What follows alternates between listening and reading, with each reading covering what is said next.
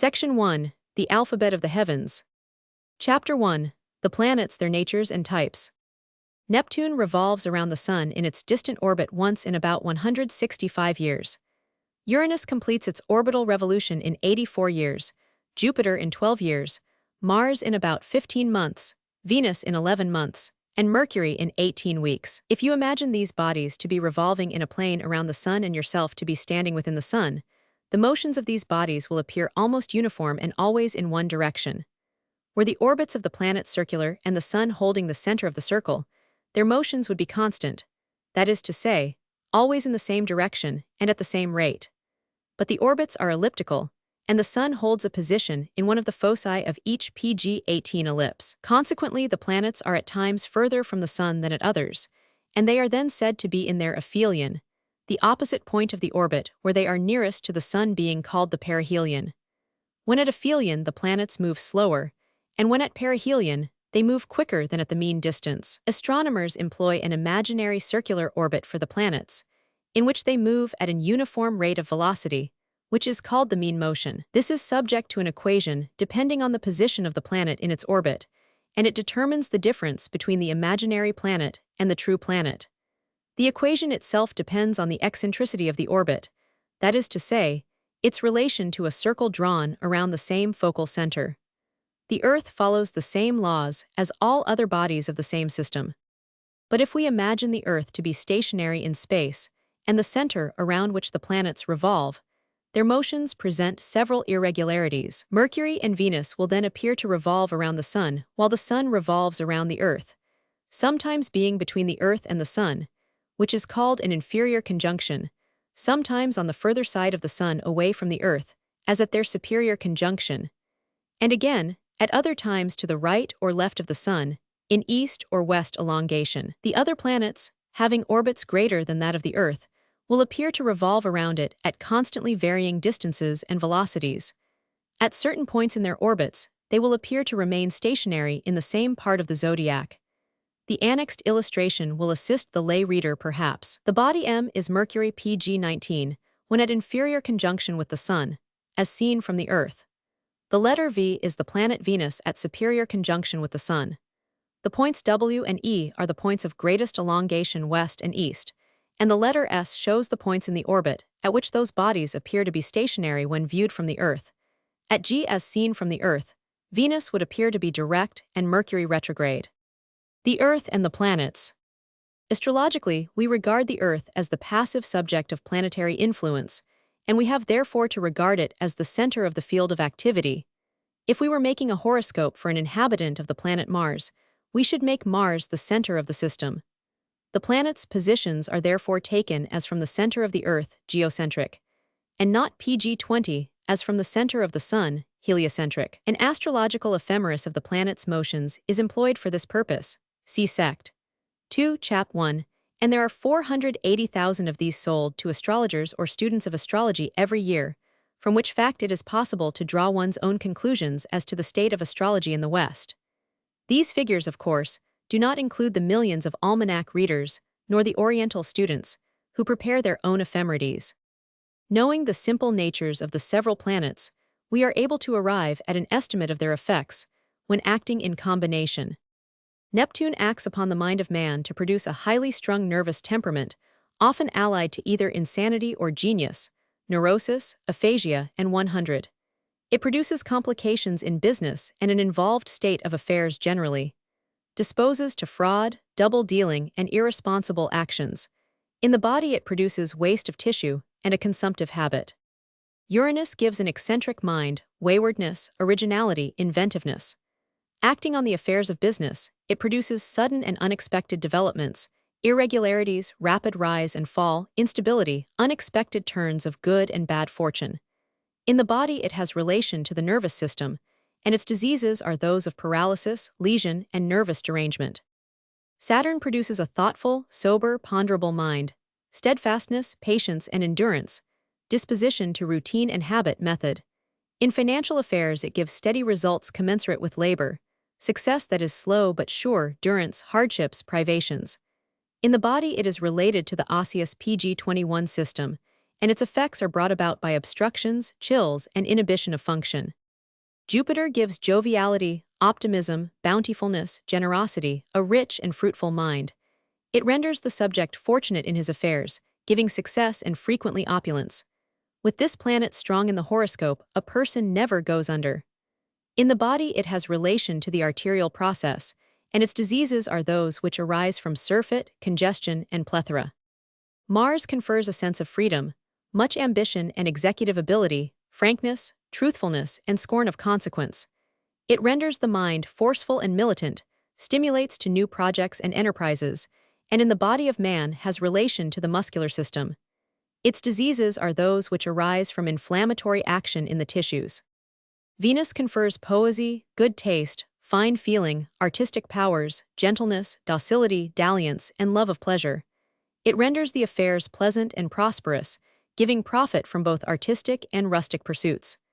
Next to Jupiter, it is the most benefic of the planets in its action on mankind. In the body, it has relation to the Venus system, and its diseases are those which arise from impurities of the blood, scorbutic and zymotic diseases, eczema, smallpox, measles, and 100. Mercury renders its subjects active, versatile, apt and businesslike, disposed to much commerce, whether of the mind or the market, and eager in the pursuit of knowledge, alert and well-informed.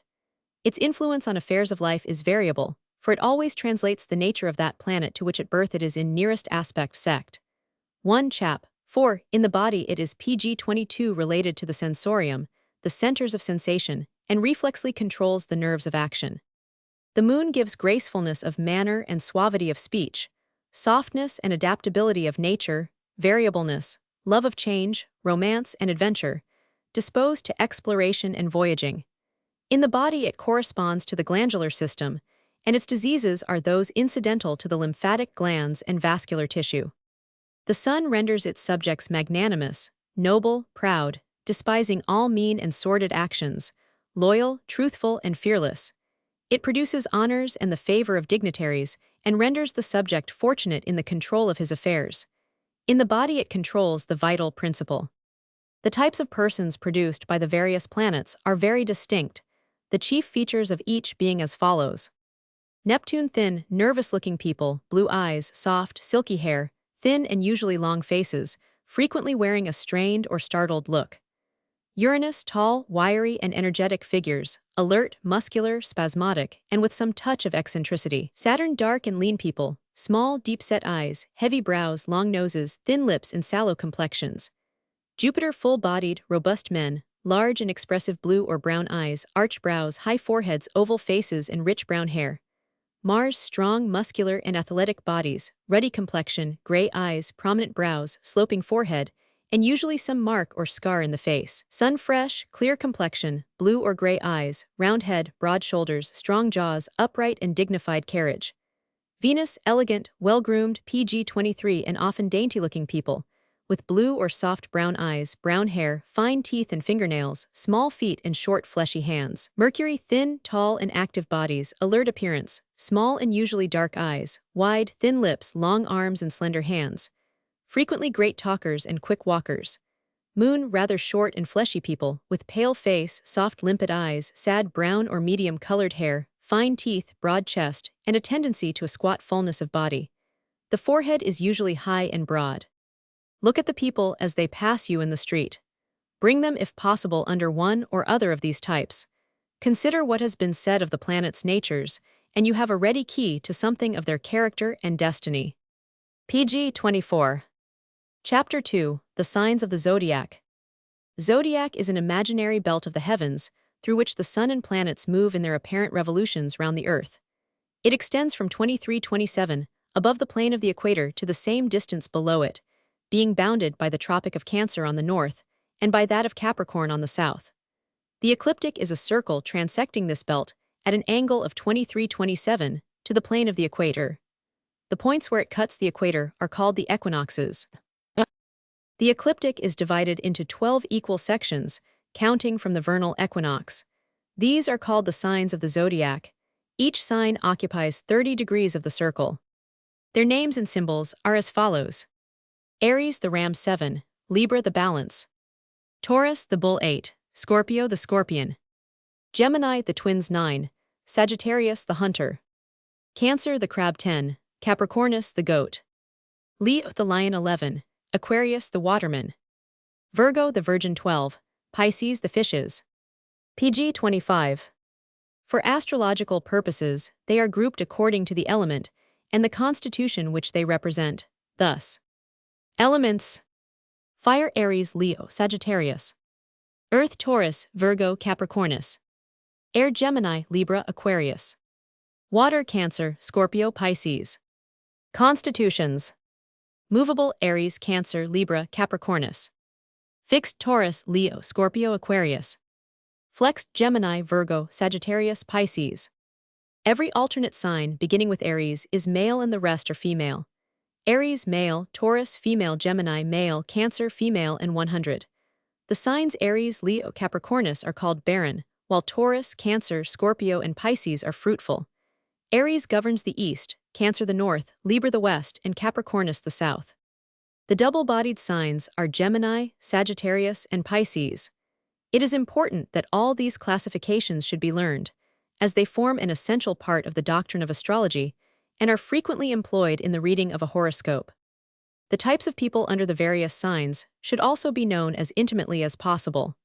A person is said to be under a sign, that is to say, under its influence, when that sign is rising in the east at the PG 26 moment of birth. You will recognize these types among your friends and associates.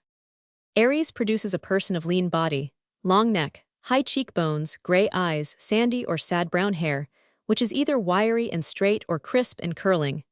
The front teeth are usually large and prominent. Taurus gives a full, thick-set body, strong neck and shoulders, full brown eyes, dark curling hair, full lips, rather wide mouth, and round, bullet-shaped head. The hands and feet are short and fleshy. Gemini produces a tall, active, and upright body, long arms and legs, wide, thin lips, straight and often retrousse nose, lank, straight black hair, rather wide shoulders, and thin body. Cancer denotes a rather short, squat figure, full lymphatic body, pale complexion, round face, broad forehead, sad brown hair, large aqueous eyes, full chest, short, fleshy hands and feet. Leo renders its subjects tall, broad-shouldered, fine and manly figures, small round head, fair complexion, blue or gray eyes, flaxen or fair brown hair, upright and fearless carriage. Virgo renders the body thin and active, the head well developed, the forehead broad, hair light brown and waving off the forehead, eyes blue, shoulders broad, the type being of an intellectual or artistic form. Libra gives an elegant body, well-developed limbs, fine oval face, straight nose, fine blue eyes, sometimes deep brown, flaxen or chestnut hair, beautiful complexion. The highest types of beauty are to be found under this sign. Scorpio gives a short, thick-set and powerful figure, PG 27 broad, deep chest, dusky or sallow complexion, dark curling or crisp hair, strong and rather bowed legs. This is a very virile and robust type. Sagittarius gives a tall person, well-made figure, elegant limbs, oval and rather long face, brown or chestnut hair growing off the forehead, fine expressive eyes, rather prominent and of a dark brown or blue color, long nose, slightly aquiline. Capricornus produces a slight and rather ill-formed person, long and scraggy neck, prominent features, narrow chin, weak and frequently decrepit limbs, weak chest and sloping shoulders. Frequently the figure is wiry and suggestive of considerable powers of endurance. The brows are prominent, the nose long, and the face thin and hard-set. Aquarius contributes the finest types of beauty next to Libra. The Saxon type is dominant. A tall figure, well-formed and rounded, fair complexion and blue eyes, flaxen hair, straight features, well-developed chin, and fine, clear forehead. Pisces produces one of rather short stature, short limbs, lymphatic body, pale complexion, limpid blue eyes, black or brown eyes, short nose, full lips, round face, small hands and feet. The short signs are Taurus, Cancer, Capricornus, and Pisces. The tall signs are Gemini, Leo, Sagittarius, and Aquarius. The others are of medium height. The planets rising in each sign will always alter the type, by impressing their own characteristics on the subject. Each sign has a ruler, and the position of the ruler of the rising sign has much to do with the physical confor PG 28 mation, as if Taurus be rising and Venus, its ruler, be in Leo. the person will be taller and fairer than indicated by Taurus alone. Pure types are very uncommon. The rulership of the planets in the signs is as follows. Saturn governs Aquarius and Capricornus. Jupiter governs Pisces and Sagittarius. Mars governs Aries and Scorpio. Venus governs Taurus and Libra. Mercury governs Gemini and Virgo. The moon governs Cancer, and Leo is governed by the sun. When a planet is found in a sign over which it is said to govern, it acts more strongly than usual, and when in the opposite signs to those it governs, it is said to be in its fall, when it is weaker than usual. Planets governing opposite signs to one another are said to be enemies. Such do not produce harmonious and favorable results when acting in conjunction. PG 29. Chapter 3, The Celestial Houses. The imaginary circle which passes immediately over your head as you face the south is called the prime vertical. This is divided for astrological purposes into 12 equal divisions called houses, 6 of which are above the horizon and 6 below it. They are counted from the east horizon under the earth to the west, and thence through the zenith to the east again. The figure in Section 4, Chapter 5, will make the idea easy of comprehension. Each such division or house carries its own signification, and it has been ascertained beyond all doubt or cavil that the ruling of the ancients in this matter is altogether reliable, however empirical it may appear. The first house governs the personal appearance, but chiefly the face and head. The second house rules over finance, movable effects, commerce. In the body it governs the neck and throat. The third house governs short journeys, letters, and other means of communication, near relations or neighbors. In the body it governs the arms and lungs. The fourth house governs real estate, the residence, the produce of the earth, the mother PG 30 of the subject, and the end of life. In the body, the breasts and thorax. The fifth house governs progeny, the sex instincts, domestic relations, and social pleasures. In the body, the back and heart. The sixth house governs the health, servants, and personal comforts of the subject, clothes, food, and other physical requisites, sanitation, hygiene. In the body it rules over the abdomen and lower viscera. The seventh house has dominion over marriage, contracts, agreements, partners, and matters of exchange. In the body it has relation to the loins and kidneys. The eighth house rules death, loss, legacies, and dowries, and matters appurtening to the deceased. In the body it is related to the excretory system. The ninth house is said to govern long journeys, publications, religious beliefs, foreign lands, and legal affairs. In the body it rules the thighs. The 10th house rules over position, honor, and fame of the subject, the father, superiors of all orders. In the body it rules over the knees. The 11th house governs friends, social relations, societies, and companies with which the subject is concerned. In the body it has relation to the legs from calf to ankle. The 12th house rules ambushes, restraints, privations, imprisonments, confinements, and all limitations of the personal freedom. In the body it rules the ankles and feet. Applying these significations to the interpretation of a horoscope, it will be seen that if Mars should be rising at the moment of birth, there will be a scar or mark on the face. Observations of this sort will frequently assist to determine the time of birth when it is not known. Similarly with other planets in the same or other houses, but of this more anon. PG 31. Chapter 4, The Astronomical Aspects. Aspects are certain angular distances measured on the ecliptic, and they form a fundamental part of astrological science. Any planet may be good or bad in its effects on the character and destiny, according to the aspect that it throws to the chief points of the horoscope. The aspects are the semisquare aspect of 45 degrees, sextile of 60 degrees, square of 90 degrees, trine of 120 degrees, sesquiquadrate of 135 degrees, and the opposition of 180 degrees. There is also the conjunction, when bodies are in the same degree or part of a sign. The good aspects are the trine and sextile, the evil being the semisquare, square, sesquiquadrate, and opposition. The aspect of a planet determines its effects, whether for good or evil. The conjunction is good with good planets, such as Jupiter and Venus, and evil with malefic planets such as Mars and Saturn. When planets are the same distance north or south of the equator, they are in parallel declination, p 500. And they then act as if in conjunction. Also when planets are in mutual disposition, that is to say, occupying one another's signs, they act as if they were in conjunction. PG 32. Planets in conjunction act according to their simple natures, but when in aspect, according to the nature of that aspect. The benefic planets Jupiter, Venus, Sun, Moon, and also Mercury, when in good disposition with another planet or in a congenial sign, produce good effects by their conjunctions and by their trine and sextile aspects. But when in square, semisquare, or sesquisquare aspect, they are uniformly evil in effect. On the other hand, the malefic planets Neptune, Uranus, Saturn, and Mars, together with Mercury when ill-disposed or in uncongenial signs, are evil in their effects when in conjunction with the significant points of the horoscope, also when in evil aspect, but they nevertheless produce good effects when in good aspect. The significators. The more important points of the horoscope to which aspect can be thrown are called significators. The general significators in any horoscope are the sun, the moon, the midheaven, the degree which holds the meridian of the horoscope, and the ascendant, the degree which is rising. But every planet can be a particular significator in its own province, namely, in the sign which it rules, and the house in which it is found at birth. In a general sense, the moon is significant of the mother-female relations, the personal health and fortunes, and the changes incident to these. The sun in the same way indicates the father-male relations, the vital principle and position.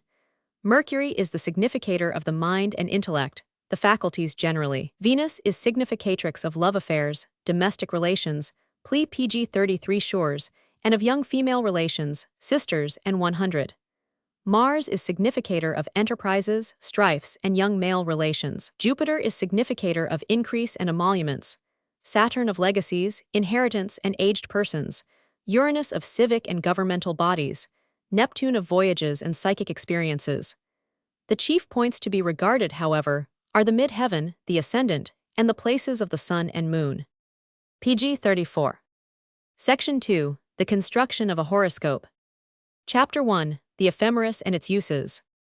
An ephemeris is an almanac of the planetary positions day by day throughout any given year. They are to be obtained at a cost of 1 shilling per year, in a convenient form, specially adapted to the use of astrologers. In the first column will be found the sidereal time for the day, which is the sun's right ascension or distance from the vernal equinox, expressed in hours, minutes, and seconds, and equated to mean time at Greenwich. By merely adding the time after noon, or subtracting the hours and minutes before noon, at which the birth took place, you will obtain the right ascension of the midheaven at the moment of birth. The use to which this is put will appear in the next chapter. It corresponds to a particular degree of the zodiac, which is in the midheaven at the given time of birth. The next column contains the sun's longitude at noon for each day. By taking the position on one day from PG-35, that on the next day, the motion of the sun for 24 hours is obtained, and a proportion of this for the hour of birth can easily be made. The mean motion of the sun per day is 212, or 1 degree per day.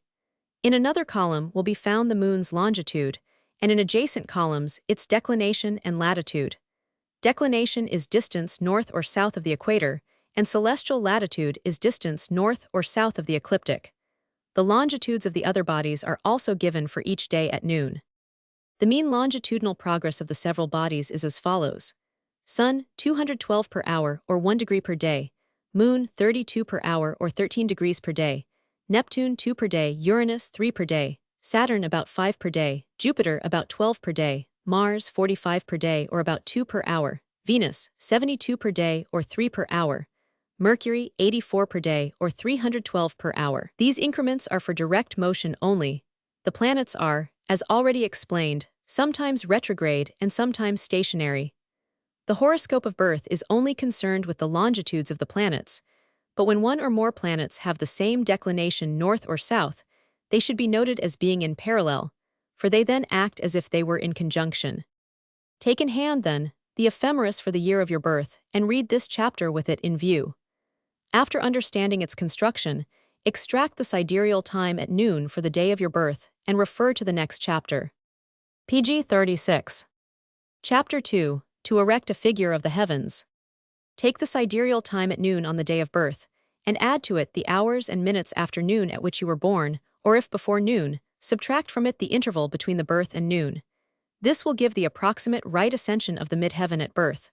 Thus, suppose a person to be born on May 1, 1890 at 3h. 30 MP 1000. in London. With this right ascension of the midheaven, you then refer to tables of houses for London, see Chapter 3. And against this quantity of sidereal time you will find, under the column marked 10, the sign and degree which corresponds to it, namely, the second of Cancer. This is put at the head of the figure, and the rest of the signs are placed around the figure in their order as shown in the table. Only 6 of the houses are given in the PG 37 tables, because the opposite houses will have the same degrees of the opposite signs on them. Thus we read against the right ascension 6H, 7M 28, the following. This means that the second degree of Cancer was on the cusp of the 10th house, the midheaven at the moment of the birth, Leo 8th on the cusp of the 11th house, Virgo 8th on the cusp of the 12th, Libra 1.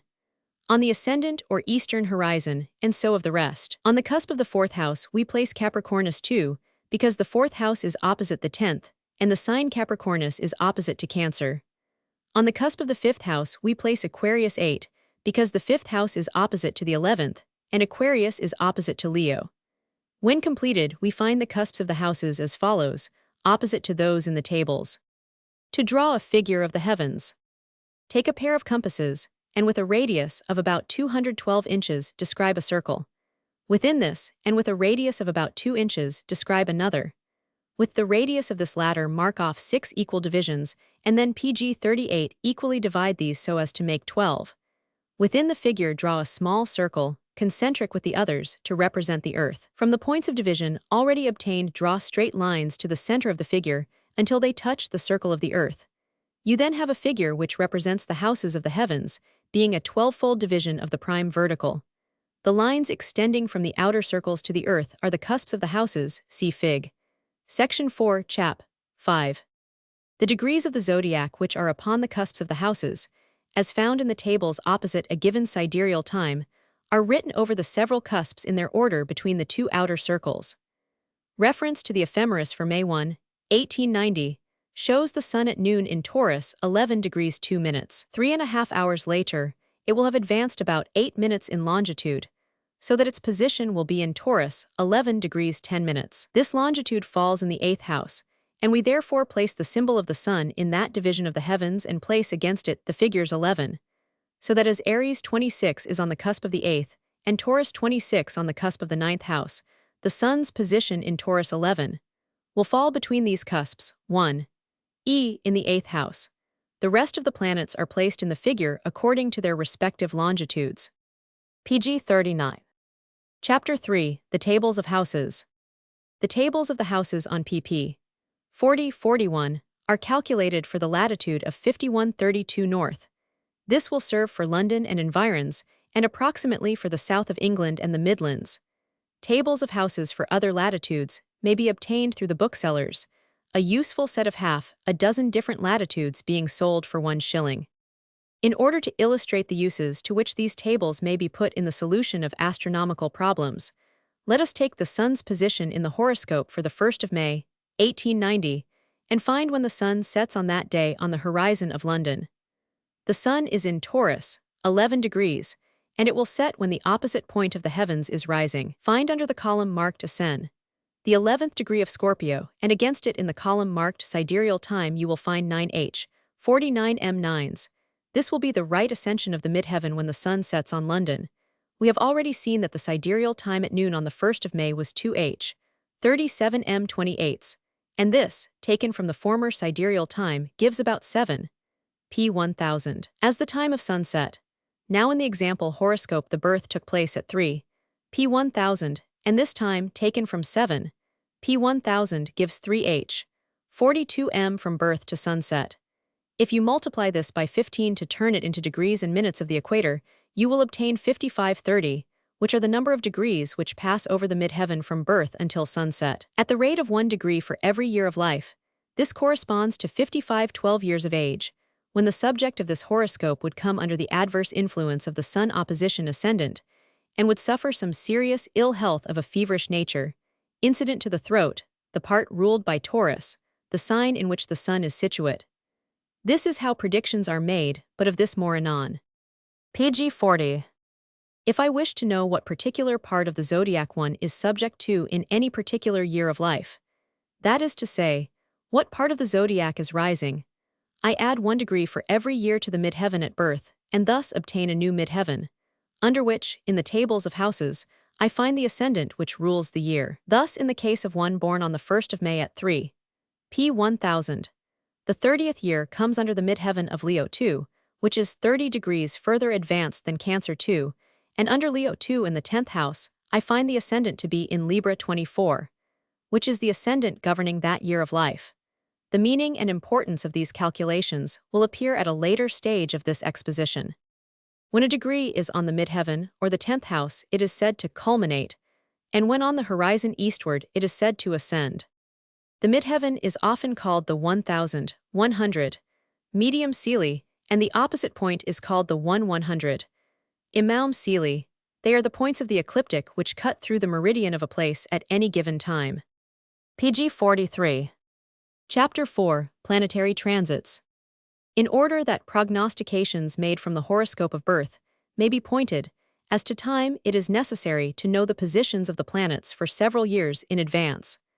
Such calculations are easily affected by a knowledge of the periods of the planets, that is to say, the times in which they return to the same positions about the same time of the year. Thus Uranus returns to its place after a period of 84 years, Saturn does so after 59 years, Jupiter in 83 years, Mars in 79 years, in all cases almost to the day. Mercury also returns in 79 years, but as very few people possess records of the planets' places for these long periods, the following table of the longitudes of the planets for the next 12 years has been prepared. The positions are given for the first of each month, and the longitudes held by the planets are given in even degrees. These tables are very useful in tracing the transits that occur in connection with the horoscope for the year. Thus we have found that by adding the number of degrees corresponding to the age of a person to the midheaven at birth, we obtain the progressed midheaven, PG 44, and in the tables of houses, we may also find the corresponding progressed ascendant. By adding the same number of degrees to the place of the sun at birth, we obtain also the progressed position of the sun.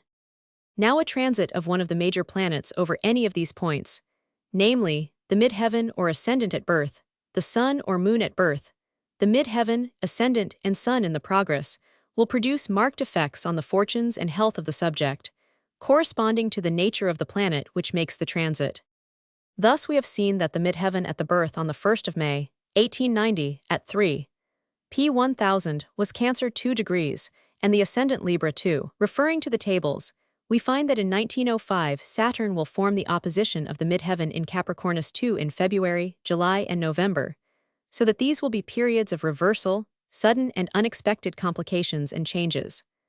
Also the sun at birth being in Taurus 11 receives the transit of Jupiter in April, 1905, so that this month will be productive of some amelioration of evils or direct benefits.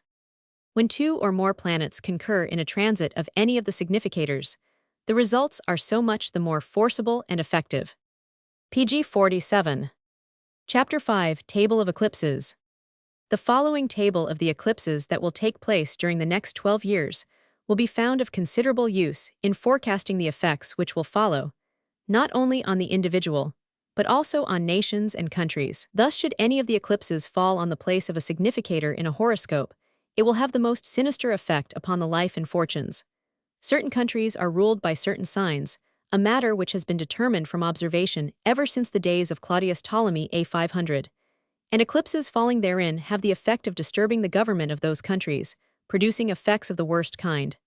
See Sect 4 Chap 6. PG 48. PG 49. In illustration of the effects of eclipses in the horoscope of birth, we may refer to the horoscope of His Majesty King Edward VII, wherein we find the sun situated in the 17th degree of the sign Scorpio, which rules the excretory system. In May 1902, there was an eclipse of the sun in opposition to this position, and within 5 weeks of the eclipse, the king was struck down with appendicitis on the eve of the coronation ceremony. This was foretold in many of the journals devoted to the exposition of astrology, and in Moore's Almanac for the month of June, 1902, the hieroglyphic clearly pointed to the danger that beset the august sovereign. Indeed, I was able to say with perfect assurance that the coronation would not take place on the date appointed, and gave the exact date at which the king would be struck down with what I conceived to be a mortal illness. But fortunately at that time, the moon was conjoined to Jupiter in the progress, and this saved the life. The moon was then setting in the horoscope of birth, according to the measure of time already given, namely, PG 51 degree of right ascension for 1 year of life, and Saturn was on the midheaven. The eclipse of June 6, 1853, was in the midheaven at Cumana on the Spanish Main, and in 5 weeks there followed a terrible earthquake which killed 4,000 people and destroyed all the property. In May 1901, there was an eclipse on the 8th of May which fell in the meridian of Saint-Pierre, Martinique, and the same day there was a fearful devastation of the place by the eruption of Mont Pelée. Instances might be multiplied to show that the effects of eclipses are of the most striking and effective nature. PG 51. Section 3. How to read the horoscope. Chapter 1. The planets in the houses. It is impossible to categorically state the effects which are due to the positions of the planets in the several houses, because very much depends upon the signs they are in and the aspects they have from other planets. The means of judging the effects is very simple, when once the natures of the planets and the dominion of the several houses have been thoroughly digested. Thus, it is first necessary to see in what house a planet is situated. Then, consider the nature of the planet in the following concrete manner. Neptune means chaos, confusion, deception. Uranus, eccentricity, originality, estrangement. Saturn, privation, hindrance, denial. Jupiter, affluence, fruitfulness, increase. Sun, dignities, honors. Mars, excess, impulse, quarrels. Venus, peace, happiness, agreement. PG 52 Mercury, commerce, versatility, adaptability. Moon, changes, publicity.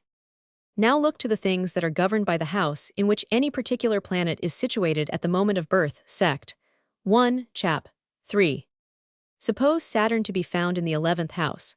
Saturn is privation, and the 11th house is the domain of friends. Hence a paucity of friends, or such as there may be, are evil or unfortunate to the subject. Jupiter in the 2nd house, in the same manner, would signify increase of money and possessions. Mars in the 7th would indicate quarrels with partners, and so on. Each planet reflects its own nature upon the affairs governed by the house in which it is found at the moment of birth. It will not infrequently happen, however, that there are more than one planet in the same house.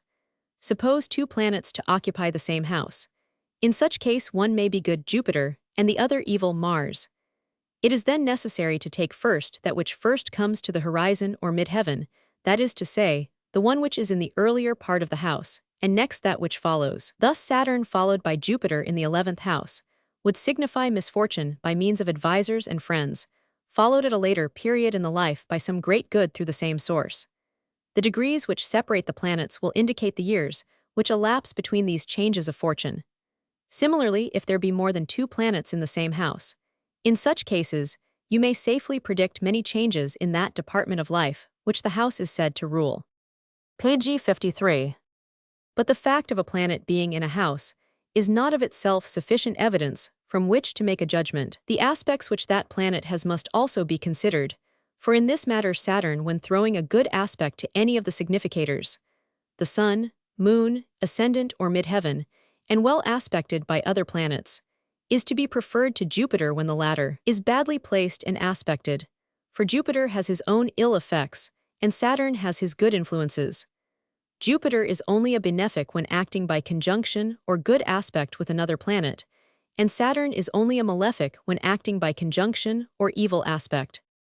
These things being duly considered, it is possible to arrive, with even brief experience, at the results that are signified by the planets in the several houses. PG 54. Chapter 2. The Constitution.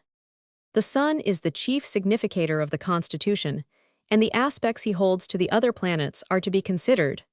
Thus, if he be found in good aspect, or at least not an evil aspect, to the other planets, the Constitution may be judged as sound.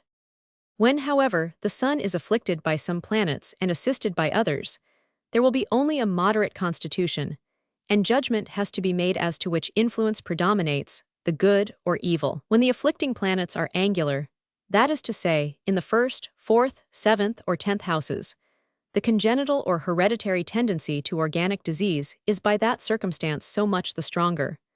But when the assisting planets are angular, the predisposition to disease is considerably mitigated, and in most cases entirely overcome.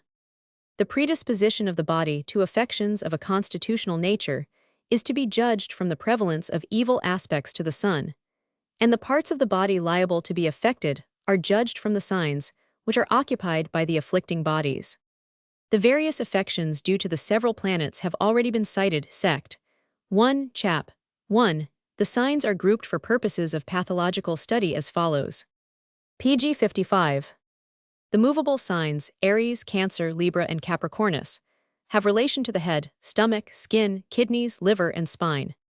The fixed signs, Taurus, Leo, Scorpio, and Aquarius, are related to the throat, heart, blood, and excretory system. The common signs, Gemini, Virgo, Sagittarius, and Pisces, are related to the lungs, bowels, and nervous system. It will also be advisable to read Sect 1. Chap 2. In order to determine the special points liable to affections, the nature of the affection being judged solely by the planet which casts the malefic aspect to the sun. When the sun is found to be afflicted by several planets, and at the same time there is no assistance from the good aspects or conjunctions of other bodies, then the constitution is deemed faulty and liable to early disruption. But when there are several planets afflicting, and at the same time some benefic influences from others, it is probable that there will be prolonged disease and physical weakness, though life will continue. Death in infancy occurs when the malefic planets are immediately rising or culminating at the birth in evil aspect to the luminary which at the time may be above the horizon. Also when there are malefic planets immediately setting or passing the nadir, in evil aspect to the luminary below the horizon. But when there are mitigating influences from the good aspects of the benefic planets, or the luminaries, the malefic planets will not induce death, but there will be great difficulty in rearing. PG 56. Chapter 3. Health and Sickness. The aspects of the moon are the chief consideration in the matter of sickness. If the moon be found to be afflicted by the evil aspects of several planets, and no assistance be given by the good aspects of others, then the health will be precarious and frequent spells of illness will result. The moon being well aspected, and not in any way afflicted, shows that the health will be well established, and that there will be immunity from sickness of all sorts. The considerations necessary to be made in this matter are similar to those which have been cited in regard to the sun and the constitution, except that we substitute the moon for the sun. For, whereas the sun governs the vital power in man, the moon governs the functional powers, and whereas the sun denotes those affections which are congenital or hereditary, the moon denotes such as are brought about by causes after birth. Similarly, the sun denotes affections which are incidental to the body, while the moon denotes such as are accidental thereto. PG 57. These points being borne in mind, they may be memorized at sight. Sun, moon. Organic, functional. Hereditary, acquired. Incidental, accidental. But it should be observed that the constitution may be strong, and the health may be at the same time very bad, or, on the other hand, the health may be good and the constitution may be weak. In the first case, there would be a long life of considerable suffering from ill health, and in the second case, there would be little or no ill health for some considerable time, but the constitution would give way and the vital powers become depleted by the first serious illness that occurred. Only when the sun and moon are both unafflicted by evil aspects or conjunctions, the health and constitution are both good, and there is every indication of a robust and vigorous life, reaching to a ripe old age. When the sun and moon are both heavily afflicted, and there is no assistance given by good aspects, there is every probability of death in infancy or before reaching maturity. For reasons which are allied to the connection existing between the constitution and the health, the good aspect of the moon to the sun at birth is an excellent augury, for it indicates coordination between the organic and functional. Where this coordination exists, there is always considerable power of recuperation, so that illness is easily overcome and the balance of power restored in the system. PG 58. Malefic planets, rising and afflicting either the sun or moon, indicate prolonged ill health, and most frequently some permanent hurt to the body. When predisposition to illness is shown in the horoscope, the particular affection can be determined by the sign which the afflicting planets hold. Thus, if Saturn afflict the moon from Aries, you will judge some hurts and obstructions in the head, chills and colds, influenza, coryza, and 100.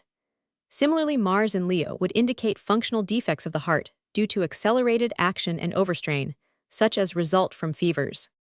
A good aspect of the planets Jupiter and Venus is of material help in counteracting the influence of malefic aspects or evil positions.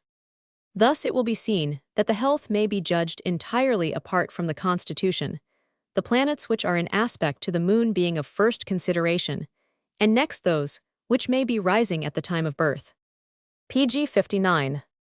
Chapter 4. How to read character and disposition. Ptolemy says, Mercury is the ruler of the rational soul, the moon of the animal soul. By this he would mean, no doubt, that Mercury has relation to the faculty of the mind, while the moon is related to brain function. There are certain attributes of the mind which are distinctive of the human being, and certain other qualities which are common to man and the lower animals. These latter are under the dominion of the moon, while Mercury has chief signification of the rational faculties.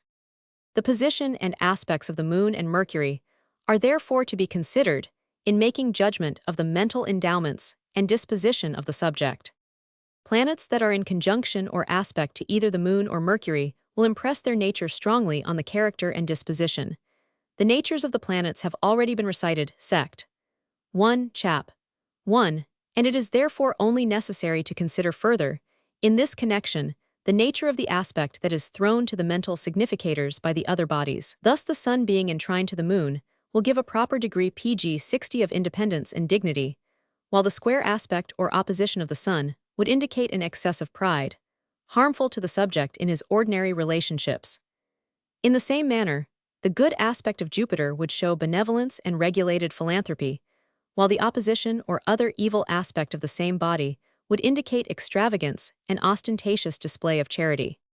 The good and bad aspects of the planets may be summed up in a few lines as follows. In good aspect, in evil aspect. Neptune, genius, inspiration. Insanity, obsession. Uranus, originality, invention. Obstinacy, eccentricity. Saturn, steadfastness, fidelity. Deceitfulness, suspicion. Jupiter, benevolence, joviality. Ostentation, profligacy. Mars, energy, executiveness. Impulse, destructiveness. Sun, dignity, independence. Vanity, egotism. Venus, affability, art. Self-indulgence, disorderliness. Mercury, alertness, ingenuity. Inquisitiveness, meddling.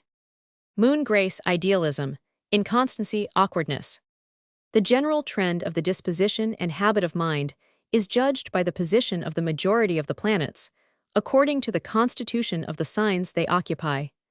Thus, the majority of the planets being in cardinal or movable signs indicates executive ability, business aptitude, pioneer spirit, ambition, capability to cut out a line in life for oneself, and to make headway against difficulties. Such persons are usually the foremost in their particular sphere of life, and are always found in the most progressive movements, reforms, and 100.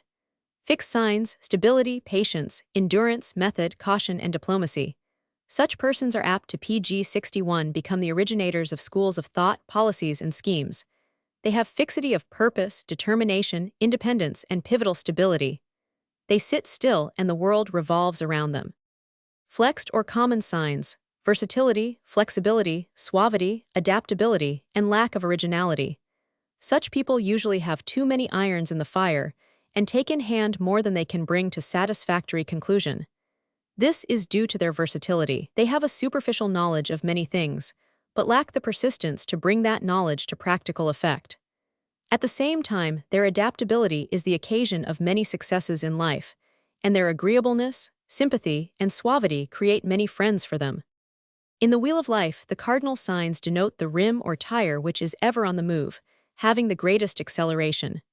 The common signs represent the spokes of the wheel, uniting the tire to the nave, and in that sense representing the power of adaptability. The fixed signs represent the nave, which remains quiescent and still, being useful by that pivotal stability and apparent nonentity.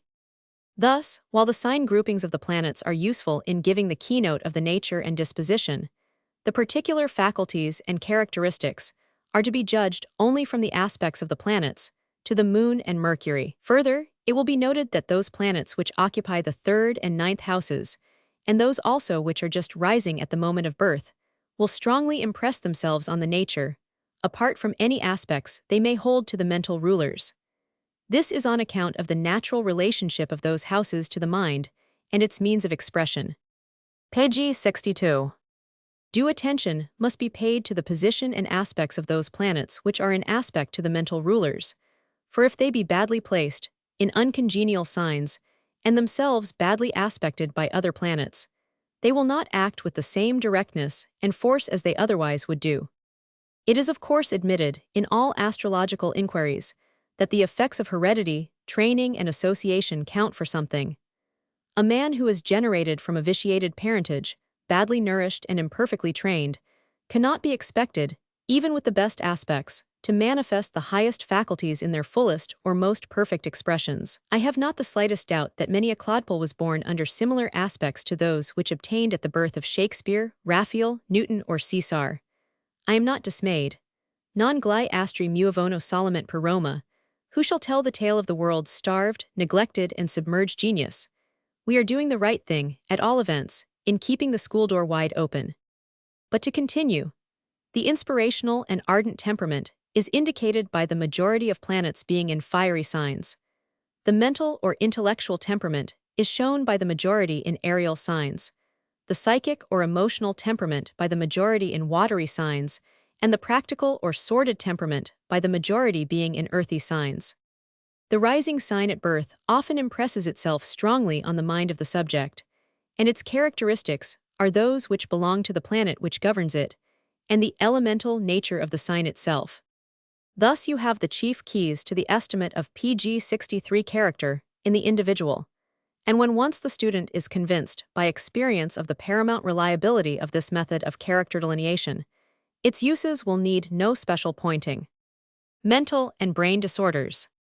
When either the moon or Mercury is afflicted by the malefic planets, that is to say, when Neptune, Uranus, Saturn, or Mars are in conjunction or evil aspect with the mental significators, and there be no relieving aspect from the benefic planets, Jupiter, Venus, or the Sun, then there is every predisposition to affections of the brain and nervous system.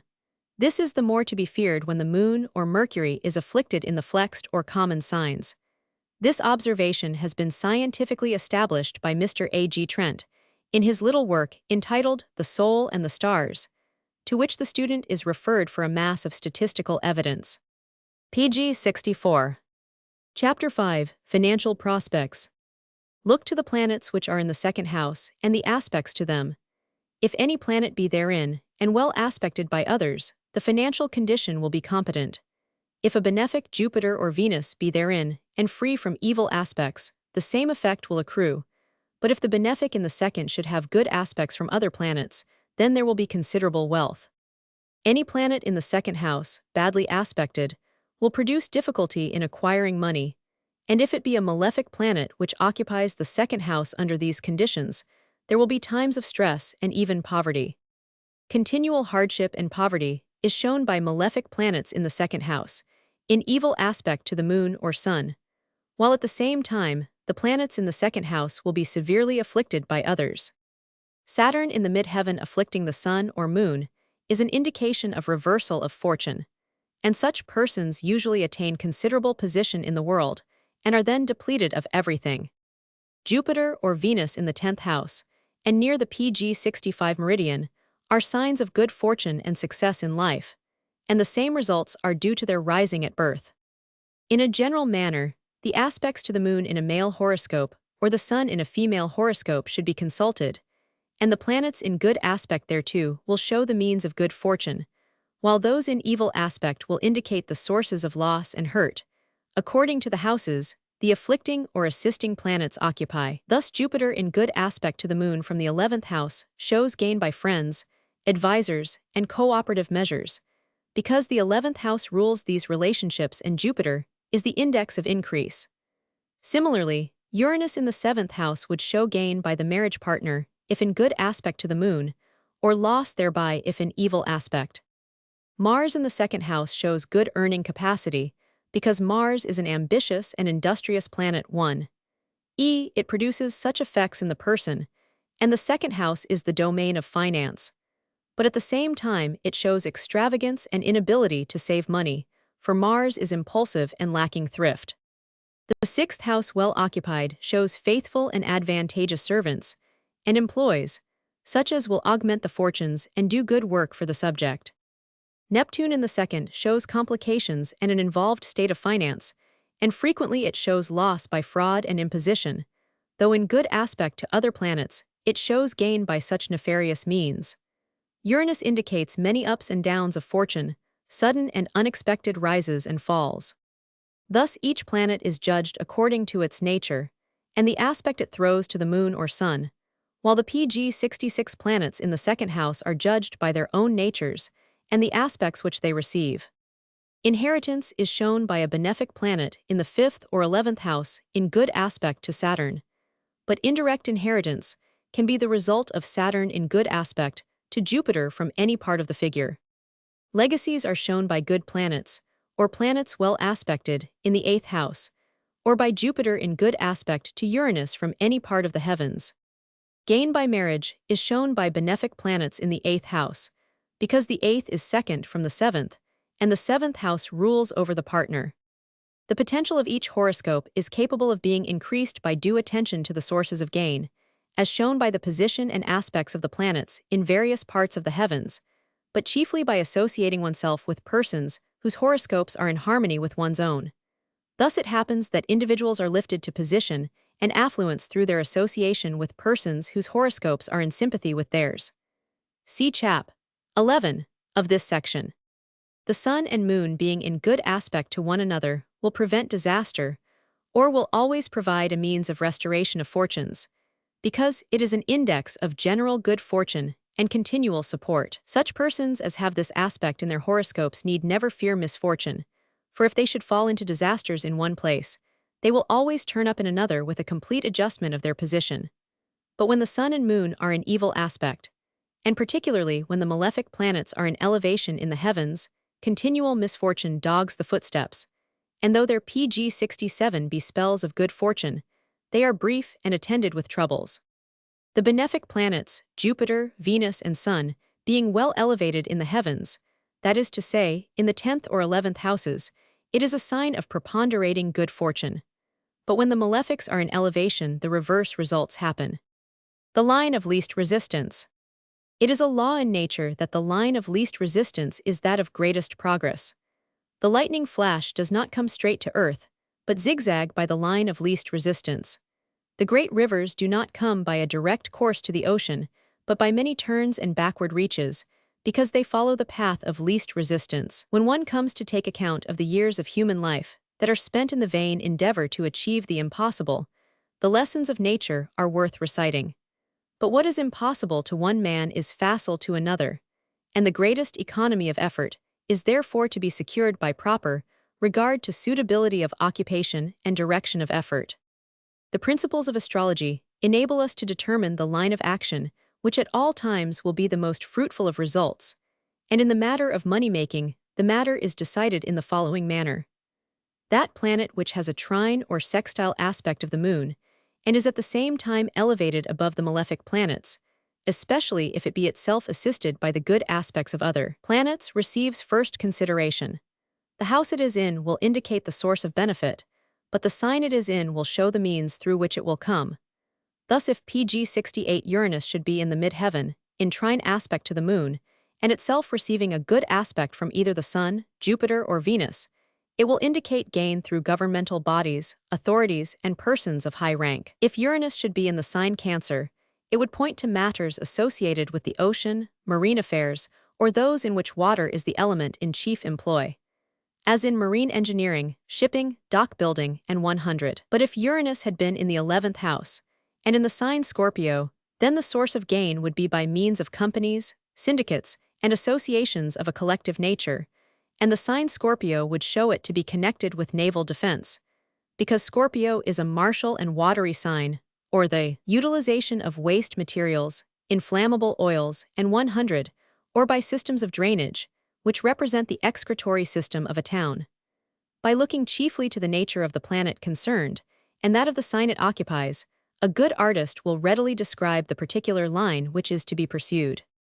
But here, as in every other matter upon which judgment is made, attention must be paid to the character and disposition of the subject, his aptitudes and qualifications, for it is obviously of little use recommending literature or the law to one whose sole capabilities lie in unintellectual directions.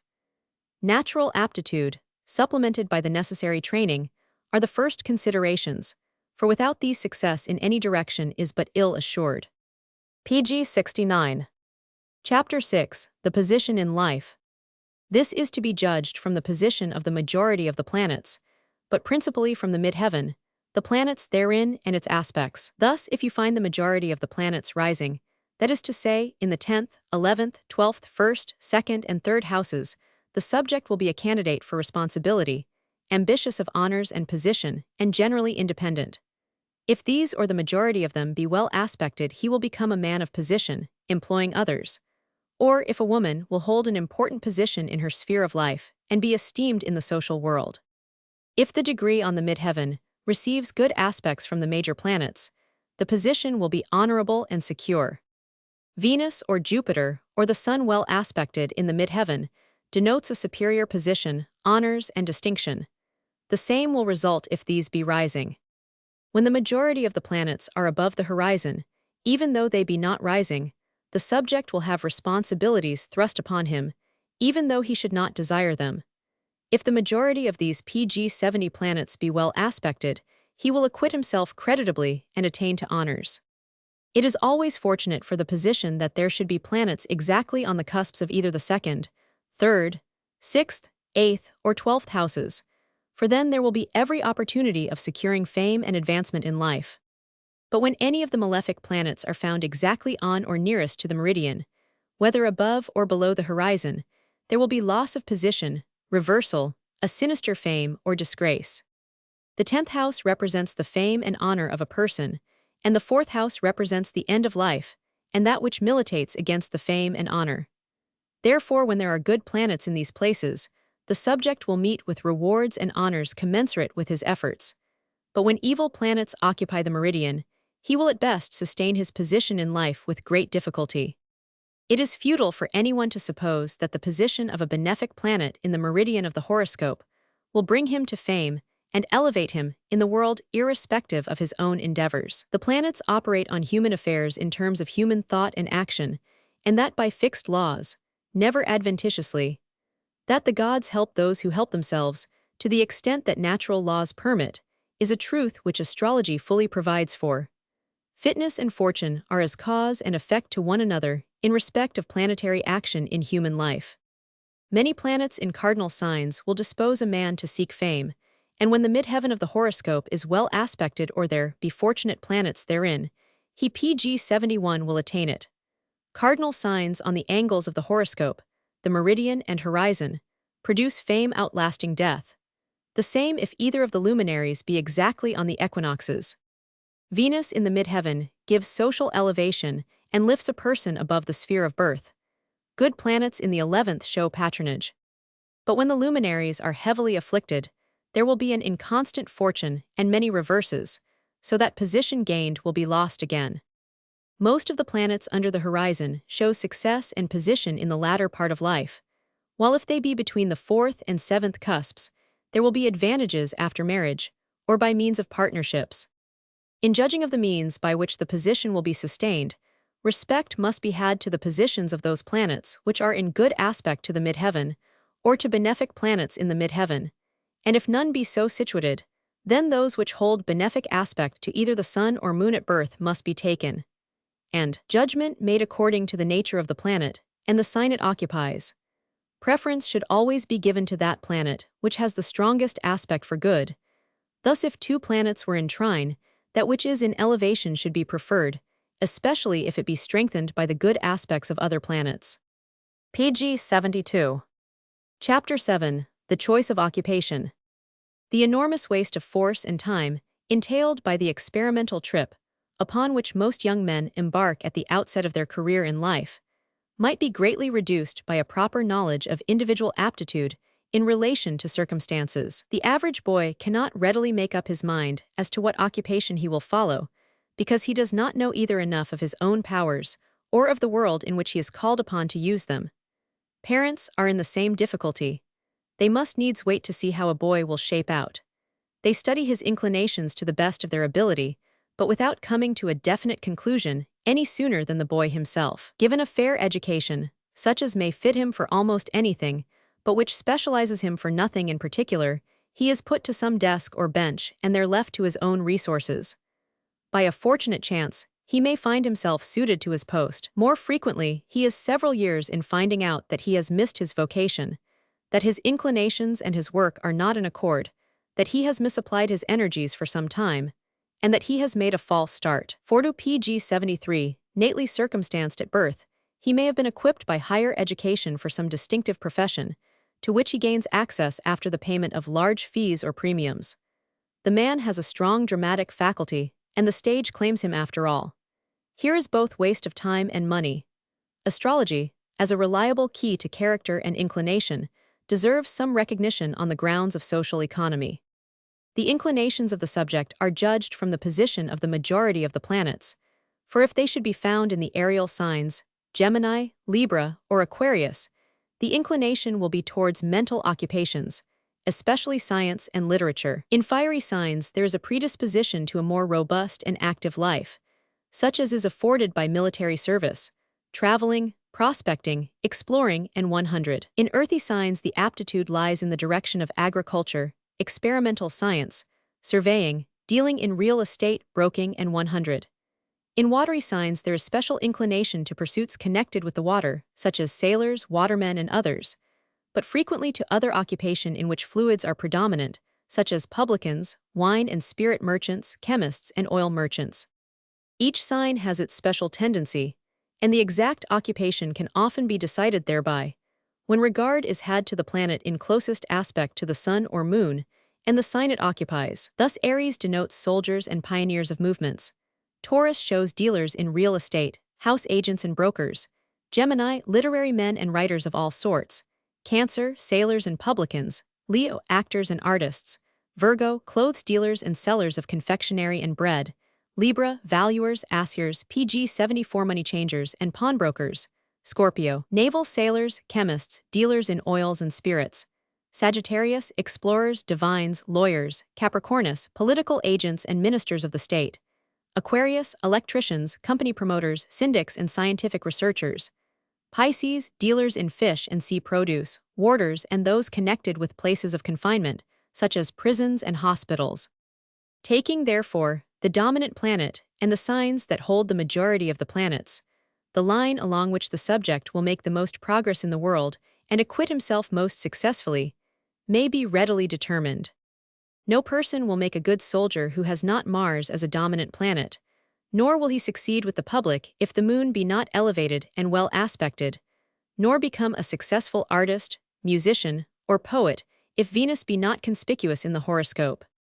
Generally, the inclination is derived from a consideration of the dominant planet, and the degree of success attendant upon the occupation is judged from the aspect which that planet throws to the sun or moon, and there can be no great advantage from following an inclination which does not promise some measure of success, as is the case when the dominant planet is in evil aspect to the luminaries. Thus it happens that some men follow unprofitable callings, their judgment being dominated by an inclination adverse to their natural welfare. Yet never was good work done in the world without a strong inclination and considerable enthusiasm, and heaven makes its own slaves, its martyrs, and its scapegoats.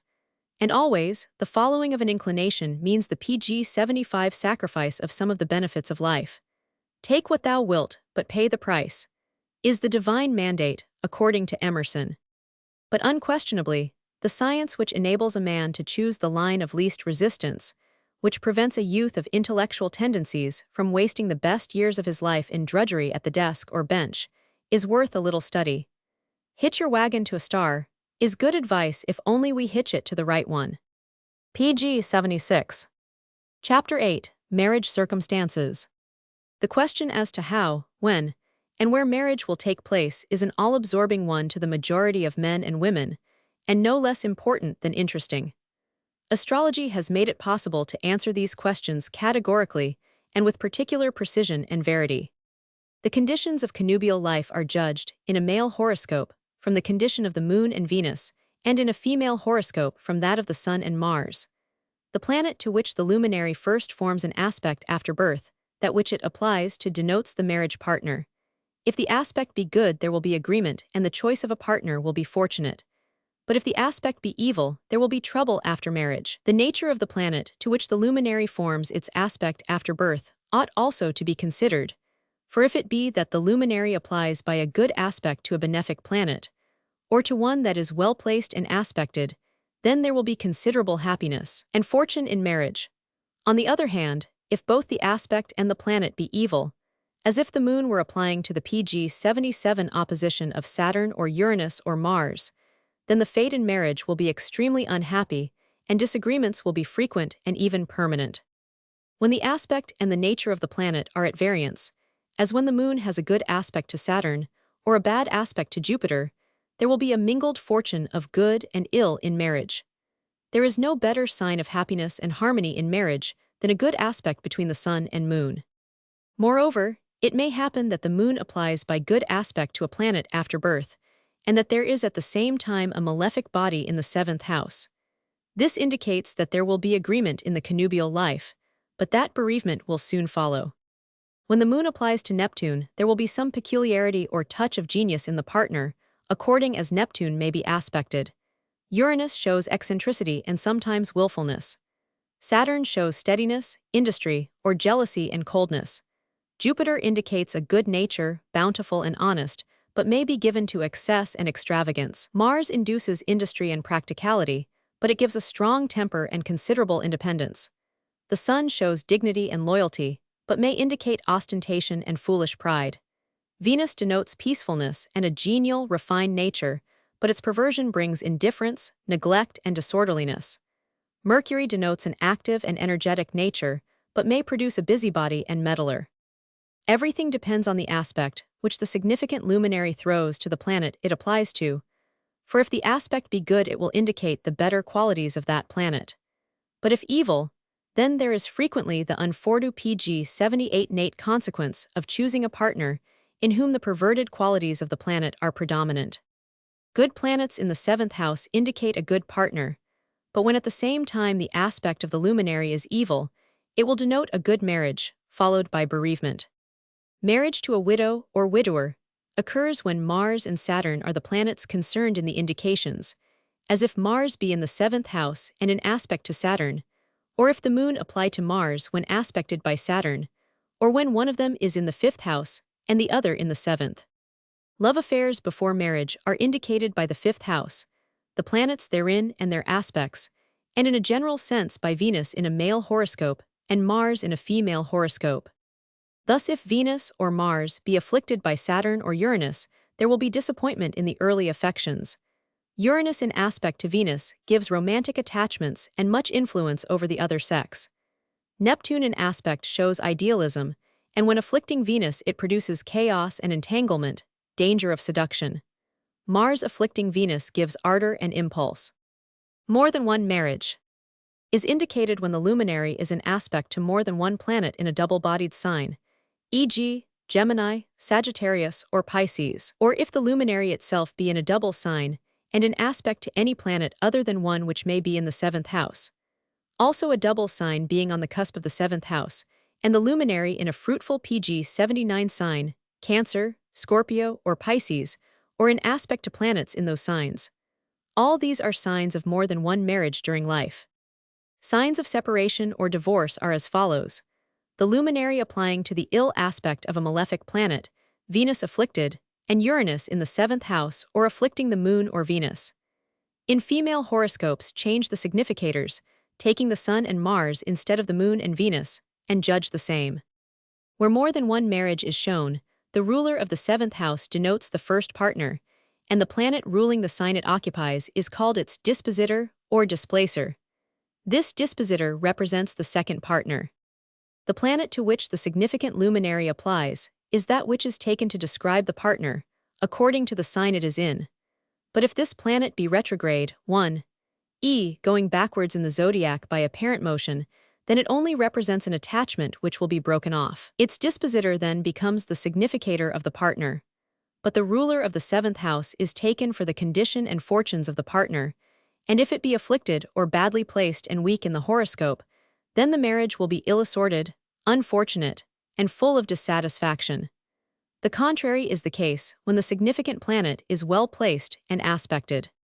The place or circumstances under which the partner will be met may be known from the sign and house occupied by the planet, to which the luminary first applies after birth. Thus, if it be in the 11th house, the partner will be met among friends at the house of a friend or introduced by a friend. If in the 3rd house, then on a PG-80 short journey or in correspondence, in the 5th at a place of amusement, in the 10th in the course of business, and so on, judgment being made according to the places and circumstances ruled by the house occupied by the planet. PG-81. Chapter 9. Indications of Progeny. The 5th house, the planets therein and the position and aspects of the moon, have to be considered in this matter.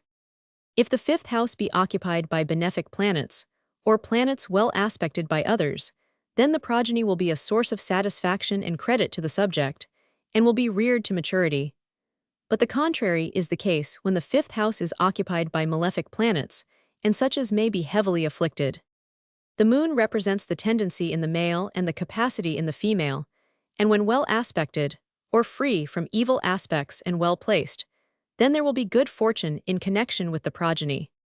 When Uranus afflicts a planet in the 5th house, there will be some premature births, and generally it will be observed that when planets are opposed from the 11th and 5th houses, or malefic planets occupy those houses, there is trouble through the progeny, and usually the loss of one or more during infancy is to be feared. PG-82. As to the number of children, no empirical rules exist for the judgment of this matter, which necessarily is a difficult one owing to the fact that we have no means of comparing the horoscopes of man and wife. But the nature of the sign on the cusp of the 5th house is usually to be depended upon for an approximation. Thus Aries, Leo, and Capricornus give small families. Taurus, Cancer, Virgo, Scorpio, and Pisces give large families, and the other signs yield a moderate family. When the moon is strong, angular, and not afflicted, the number is increased. Twins are born from double-bodied signs occupying the cusp of the 5th house, or planets in the 5th in a double-bodied sign. The condition of each child is known in a general manner from the alternate houses, commencing with the 5th. Thus the first child is in a male horoscope ruled by the 5th house, and planets therein, the second child by the 7th house, the third by the 9th house, and so on. In a female horoscope, the first child is ruled by the 4th house, the second by the 6th house, and so on. Thus, if it be found that there is probability of loss of some of the progeny, the children most liable to affliction may be known by this method. For the houses which contain the malefic planets, or the afflicted planets, correspond to the afflicted progeny. Illustrious children are born to the subject when the ruler of the 5th house is in elevation and well aspected, and in a congenial sign. But if the ruler of the 5th house be badly placed and aspected, and in a sign of debility, 1, opposite to one over which it rules, then the progeny are ill-equipped for the battle of life, either mentally or morally. The particular qualities and PG-83 fortunes of the progeny can only be known from their individual horoscopes. When malefic planets hold the 12th house in a female horoscope, there will be danger in confinement. And the same happens if either of the luminaries, but particularly the moon, be afflicted in the 5th house. PG-84. Chapter 10. Voyages and Journeys. The indications of short journeys, inland and around the coast, are to be judged from the 3rd house and the planets therein. If a movable sign be on the cusp of the 3rd house, or planets in a movable sign occupy the 3rd house, then there will be much traveling and many short journeys to and fro. The aspects to these planets in the 3rd will indicate whether such journeys will be mainly successful or not. When there are no aspects to the planet or planets in the 3rd house, the fortune of short journeys is to be judged from the nature of the planet in the 3rd. As if Jupiter, they will be fortunate and lucrative. But if Saturn, unfortunate and subject to many hindrances and delays. When malefic planets are afflicted in the 3rd house, or malefic planets in the 3rd throw evil aspects to the sun or moon, then there will be dangers and accidents. Watery signs on the cusp of the 3rd house, or planets in watery signs in the 3rd, indicate cruising and yachting, short journeys by water around the coast. If the moon be in good aspect to these planets, then there will be safety in passage. But if afflicted by PG-85 the planets in the 3rd, there will be danger of collision, capsizing, and 100. according to the nature of the planet in the third house. Long voyages are to be judged in exactly similar manner from the ninth house, the planets therein and their aspects. The fourth house indicates the place of birth, and if this house hold a benefic planet, or either the sun or moon, well aspected, then there is fortune in the place of birth, and journeys should only be undertaken when they are without doubt fortunate in their issues and admit of a return to the native place. When, however, the fourth house is occupied by evil planets or planets heavily afflicted, it will be advisable to remove from the place of birth and seek fortune in more propitious localities. In this matter, the choice is made by reference to that planet, which holds the greatest power for good in the horoscope of birth, and the quarter of the heavens which it occupies will indicate the direction, as from the place of birth, to which the subject should repair. Thus, if between the east horizon and the meridian, southeast, between the meridian and the west horizon, southwest, and so of the rest. The points of the compass follow the cardinal points of the heavens, the midheaven being south, the nadir, north, the ascendant, east, and the descendant, west. If a malefic planet is rising or setting at birth, it is advisable to fix the place of residence so much to the eastward of the birthplace as will suffice to bring the malefic planets out of the angles of the horoscope. The same if malefic planets occupy the 10th or 4th houses. On the contrary, if benefic planets are in the 3rd and 9th PG 86 houses, the subject should move westward so as to bring the benefic influences into the 10th and 4th houses. When benefic planets or planets, well aspected, occupy the angles of the figure at birth, the subject should not travel far, nor reside long away from the place of birth. Indications of many voyages are as follows.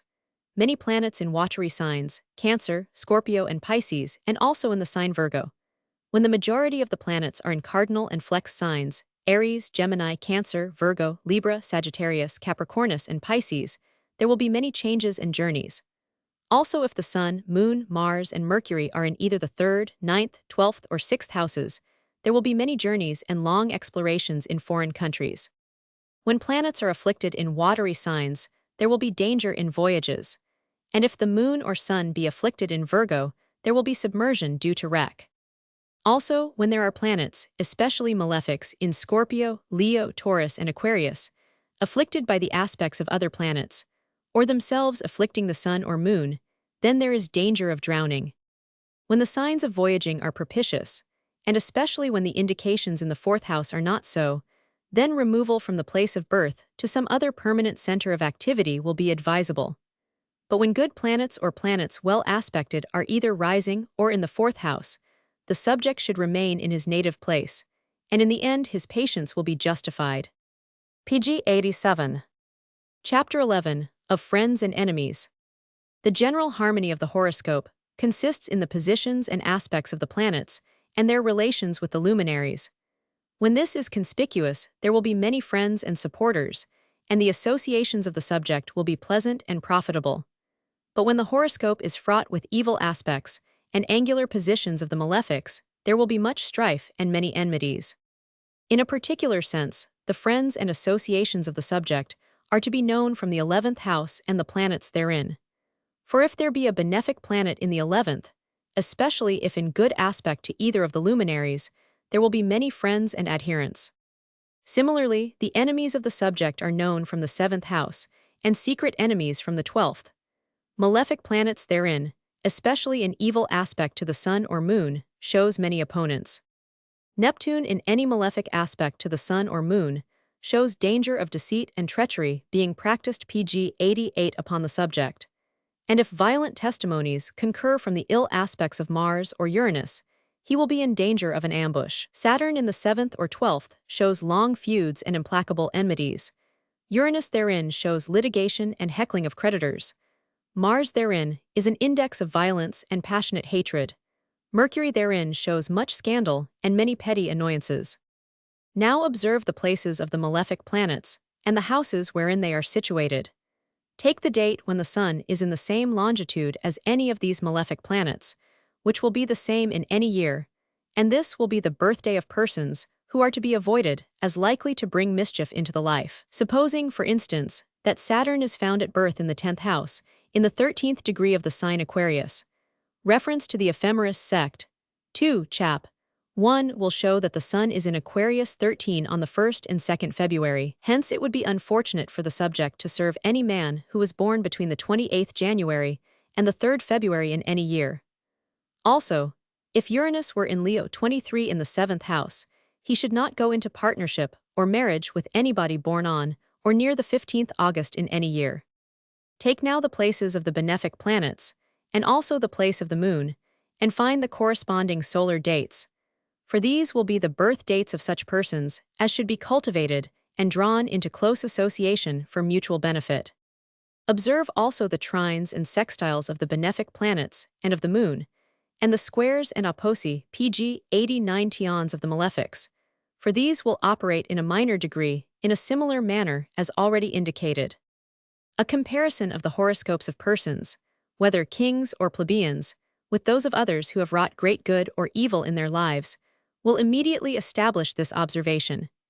Indeed, there is nothing more dependable in the whole range of scientific observation than this sympathy and antipathy of horoscopes and their corresponding results. It is an argument for the claim of its advocates that astrology should be regarded in the light of a science, for if the planets act not at all upon the dispositions and tendencies of men, their squares and oppositions in two separate horoscopes would have no signification.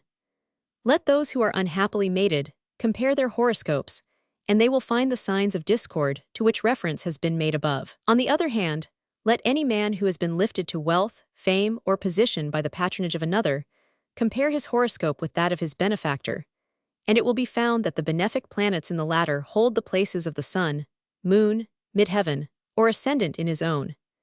This frequently accounts for the fact that men with comparatively unfortunate horoscopes are sometimes found in positions of influence and in the enjoyment of considerable fortune. The complex fabric of life has its warp and woof, wherein many colored threads are woven together for the completing of the grand design, and the great loom of life has its wheels within wheels, which only the great artificer can understand and regulate. We here below, subjects all of interplanetary action, must content ourselves with the design as PG 90 revealed to us in the history of mankind, or we must seek to understand the purpose of life, its motif, the complex laws which operate to bring about the unfoldment of the great plan, and thence to prognosticate that which hereafter shall be revealed to the commonplace observer. PG 91. Chapter 12, The End of Life. The end of life is judged from the planets occupying the 8th and 4th houses, for the 8th denotes death, and the 4th denotes the final resting place of man. When benefic planets, or the luminaries well aspected, occupy these houses, you may judge that the end will be peaceful, normal, and that death will take place in the midst of congenial and even exceptionally agreeable surroundings. When, however, the malefic planets hold these houses, or afflict the luminaries therein, you may judge greater stress and privation. Uranus in the 8th house denotes a sudden death, and the same result is observed when the luminaries therein are afflicted by Uranus. Neptune in the 8th denotes danger of trance, coma, and simulated death, and when this position is observed, it is necessary that all the signs of mortification should be present before interment is effected. Saturn produces death by privation and obstructions, by chills and colds. Mars induces death by fevers and inflammatory action, and frequently by hemorrhage. PG 92. Planets in fixed signs in the 8th house show death from heart or throat affections, affections of the excretory system and the blood. In cardinal signs, the head, stomach, kidneys, or skin are the seats of the fatal disease.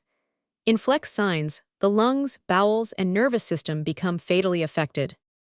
Violent or unnatural deaths are shown when either of the luminaries is simultaneously afflicted by the evil aspects of more than one of the malefic planets, or when both luminaries are separately afflicted by the malefic aspects of malefic planets, Neptune, Uranus, Saturn, or Mars. When these testimonies occur, it will be found that Neptune produces death by assassination, Uranus by sudden catastrophes, explosions, hurts by electricity and machinery, Saturn by blows and falls, and Mars by cuts, burns, scalds, and effusion of blood. Particular judgment is drawn from the nature of the signs in which the significant planets are placed. Thus Saturn in watery signs would produce drowning, in Taurus, strangling or decapitation, in Aries by the blow of a truncheon and 100. Similarly, Uranus in Gemini would produce accidents on short journeys, railway collisions, bicycle or motor accidents, and the like effects. It is impossible to cite all the effects due to the several planets in the different signs, but if the simple natures of the planets, signs, and houses are thoroughly understood, a combination of their significations will readily lead to an appreciation of exact effects. If I say that a certain fluid is H2SO4, anyone having a knowledge of elementary chemistry will know that it is sulfuric acid. And similarly, if I say that a certain horoscope contains Saturn in Cancer in PG 93 the third, which is astrologically expressed 3, anyone who has read the first pages of this book with attention will be able to say, "Let the subject beware of short journeys by water. It is all chemistry of a kind." When the fourth house contains benefic planets, or planets that throw good aspects to the luminaries, there will be peace and comfort in old age, or in the end of life whensoever it may be determined. Neptune therein shows retirement and sequestration, and when afflicting the luminaries or itself afflicted, it denotes death in an asylum, hospital, or other place of detention. Uranus in the fourth, in similar conditions, denotes a sudden and remarkable death. Saturn similarly placed and aspected shows death in exile, privation, or great trouble. Mars in the fourth house afflicting the luminaries or itself afflicted by other adverse planets denotes a violent death by gunshot or wound and in the midst of strife, or on the field of battle.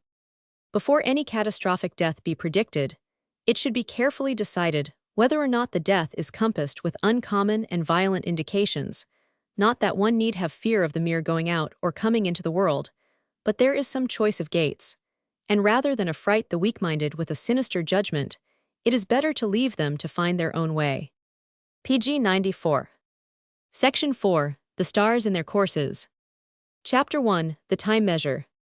Planets, in their motions after birth, come into certain relations with the planets in the horoscope of birth, and also form aspects among themselves owing to the diversities of their motions in the zodiac. In astrological science, there are two separate means of calculating the time of events, but both methods consist of bringing the body of one planet to the body or aspect of another, which process is called directing, and the arc described by the moving body is called an arc of direction. The first of these methods is the discovery of Claudius Ptolemy, the famous mathematician and geographer, the author of the Syntaxis, as set forth in his work the Tetrabiblos, or 4 books on the influence of the stars. This method had the support and confirmation of the great Kepler. It has respect to the rising, setting, and PG 95 meridian passage of the planets after birth, whereby they are brought to the places or aspects of the planets in the radix, the root, which is the horoscope of birth. The limits and nature of this work do not permit of a thorough exposition of this method, which entails some little knowledge of spherical trigonometry, but the reader who desires to perfect himself therein is referred to the author's work, entitled Prognostic Astronomy. A facile application of the method is here given, by which any one may, by the aid of the tables of houses, make certain of the more important calculations by rule of thumb, and predict thence the times of remarkable events. The principle involved is this: the number of degrees which pass over the meridian between the moment of birth and the rising or culminating of a planet will equal the number of years which must elapse from birth until the influence of that planet becomes dominant. Thus, if Jupiter at birth is coming to the meridian, that is to say, if it be in the 10th, 11th, or 12th house, count the number of degrees between the meridian and Jupiter, and in so many years from the time of birth there will be an access of good fortune. Similarly, if Saturn or other of the malefic planets be coming to the meridian, the number of degrees between it and the mid-heaven will indicate the age at which troubles will abound. Also, when the planets have passed the meridian, the measure is made in the same way, by bringing the mid-heaven to the place of the planet, counting the degrees between the planet and mid-heaven for the number of years at which it will operate. PG 96. But the same and other planets may be directed to the horizon by taking the table of houses for the latitude of the birthplace sect. 1 Chap. 3. And finding therein under the column marked ascendant, the longitude held by any of the planets. Observe then what degree is on the mid-heaven in the column marked 10th house, and count the number of degrees between this mid-heaven and the mid-heaven at birth. The result will give the age at which the effects of such planets will be experienced. Thus, for a person born in or near Liverpool or in the same latitude, suppose the mid-heaven at birth to be in Scorpio 0, and Saturn to be in the 2nd house in Aquarius 8 degrees. I wish to bring Saturn to the horizon. In the table of houses, I find that Aquarius 8 is on the ascendant when Sagittarius 9 is on the midheaven, and I therefore count from Scorpio 0 to Sagittarius 9. This gives the age of 39 years, and as Saturn is in the second house at birth, I say that at 39 years of age the subject would experience financial disaster, and because Saturn comes then to the ascendant, I also say there would be serious illness and depression of spirits. When planets are setting at birth, they are brought to the opposition of the ascendant in a similar manner. Only the opposite point of the zodiac must be found in the tables under the ascendant. Thus, if Mars were in the 7th house at birth in the 11th degree of Cancer, I find the opposite point, Capricornus 11, under the column of the ascendant, and I note that Scorpio 19 is then on the midheaven, so that from Scorpio 0 to Scorpio 19 gives 19 years, at which age the subject would have a serious PG97 illness due to inflammatory action in the stomach and probably produced by overwork and worry, as indicated by the sign Cancer and the planet Mars. Or if there be indications of an accident, then an accident by scalding with hot water or acids would be predicted. Planets are brought to the opposition of the midheaven by counting the degrees which intervene between the longitude on the lower meridian at birth and that held by the planet. In all such directions, the conjunctions of benefic planets are advantageous when directed to the midheaven or ascendant, and the conjunctions of the malefics are indicated of periods of bad fortune. The oppositions are uniformly evil, whether the planet involved in the direction be a benefic or malefic. Sect 1, Chap 4. These are the directions of the planets to the two significators, the midheaven and ascendant. The midheaven appertains to honors and credit, while the ascendant has relation to the personal and bodily welfare and the general fortunes. To direct the midheaven or ascendant to the other aspects of the planets, such as the sextile, trine, semisquare, or square, it is only necessary to note the degrees in which these aspects fall and bring them to the midheaven or ascendant, as if the body of the planet were itself there, and in the manner already indicated. The sun is directed after birth by its motion in the zodiac, which can be found in the ephemeris for the year of birth, and the aspects it forms to the planets in the horoscope and in the daily progress should be tabulated. In most ephemerides they are already Cal PG98 culated, so that the labor is considerably lightened. Each day after birth will represent 1 year of life, the mean motion of the sun being about 1 degree per day. All that is necessary, therefore, is to count the number of days from birth to the date when the sun forms an aspect, and that will give the age at which the planet aspected will produce its effects. As the sun goes through the zodiac, the other bodies make progress along with it, in which course they form aspects to the midheaven, ascendant, the sun and moon in the horoscope of birth. These are called secondary directions, and in connection with the sun's aspects after birth, constituted the system in use among the Arabian astrologers. Minor periods of good and bad fortune, subsidiary to the above periodic influences, are taken from the moon's progress after birth, in which 1 day equals 1 year of life, and 2 hours equal 1 month. These directions of the moon afford a monthly prognosis of the course of events, and are useful in the conduct of minor affairs in life. When they are contrary to the general trend and import of the periodic directions made to the midheaven, ascendant and sun, they act indifferently, and frequently produce only passing benefits or annoyances. But when they are in agreement with the primary directions cited above, then they accentuate and define the nature and time of events. As if the primaries be good and the lunar directions evil, then there will be a predominance of good fortune with some current disturbances. But both being good, there will be abundant success and satisfaction. While if the primaries be evil and the lunar directions good, the latter will serve only PG99 to moderate the effects for the time being of the primary evil indications. An intelligent apercu of the principles of directing will greatly enhance the value of any prognostications made from the horoscope of birth, as it will enable the student to select those periods in the life when the effects due to any planet are most likely to eventuate. Thus, if Saturn be in the second house at birth, it may be said that there would follow some periods of great financial stress, and the rising of Saturn by direction after birth would show the time when one, at all events, of such periods would be experienced. And here is the great fact upon which astrologers, the world over, are prepared to stand or fall. If the planets have no effect in the lives of men, their directions to the angles of the horoscope can have no effect. but never was it found that a man had evil fortunes at the period when the planet Jupiter was directed to the midheaven or ascendant, or anything but bad fortune when Saturn was similarly directed. The fact is there, and we cannot get away from it. The only question is as to how far we can intelligently carry our investigations beyond that point and intelligibly convey our discoveries to the world by their application to the affairs of daily life. The reader may judge for himself from a perusal of these pages.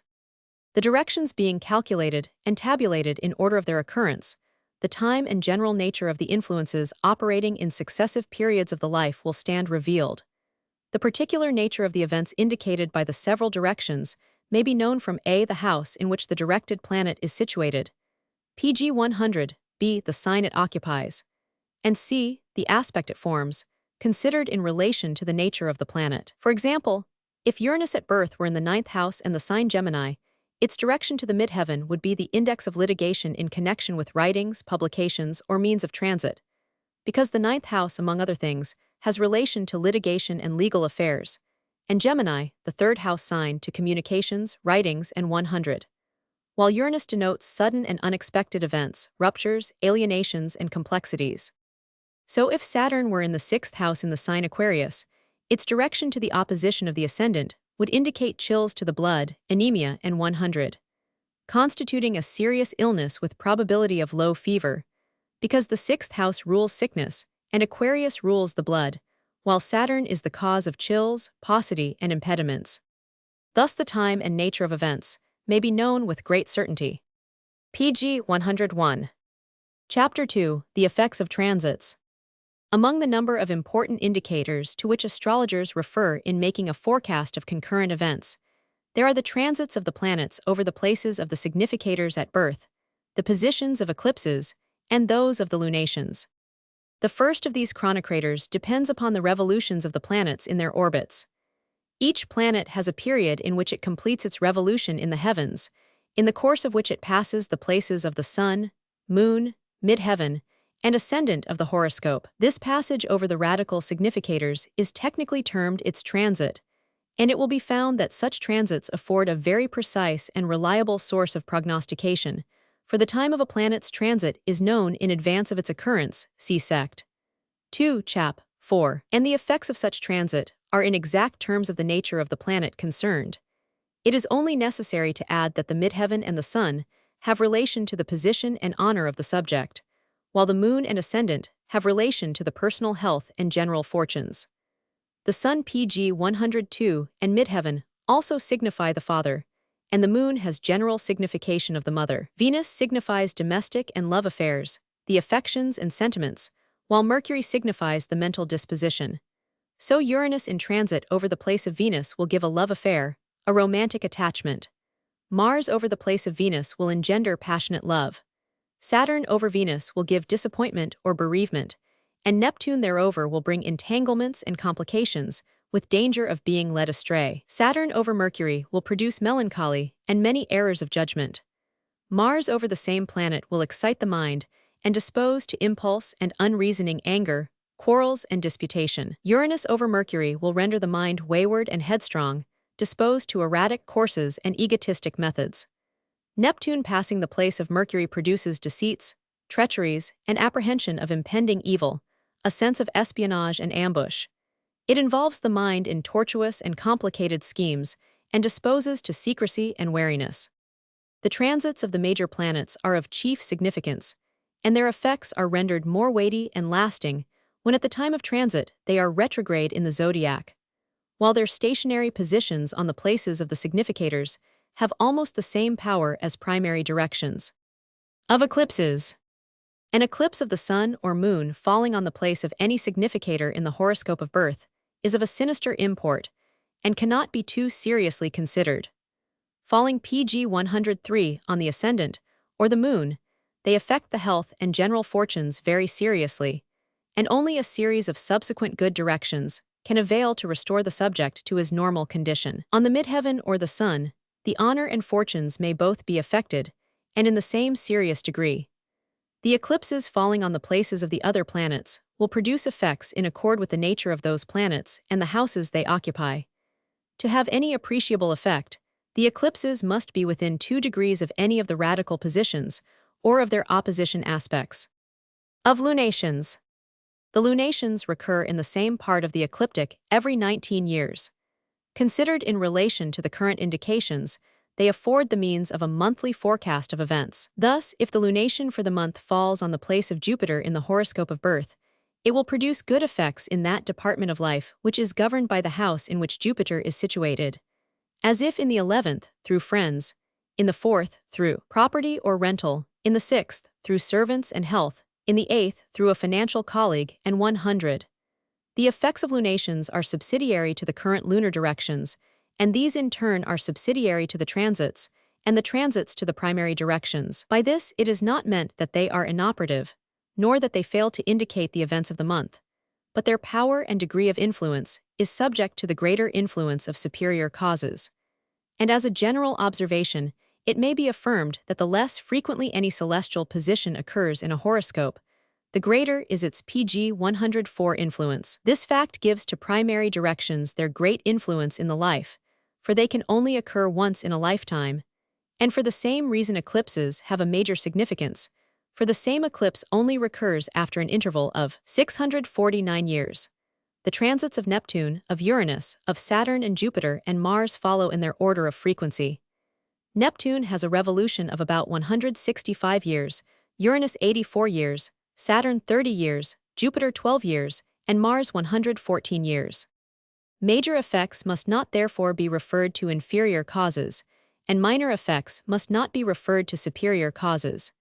In universal or even national cataclysms, individual fortunes are submerged. PG 105. Chapter 3. How to summarize a horoscope. Before leaving the exposition of this subject, it may be of advantage to the reader if I give some idea of the method to be pursued in the complete handling of a horoscope. First, then, erect the figure of birth, taking care to use the ephemeris of the year of birth, and also the correct table of houses for the latitude of the place of birth.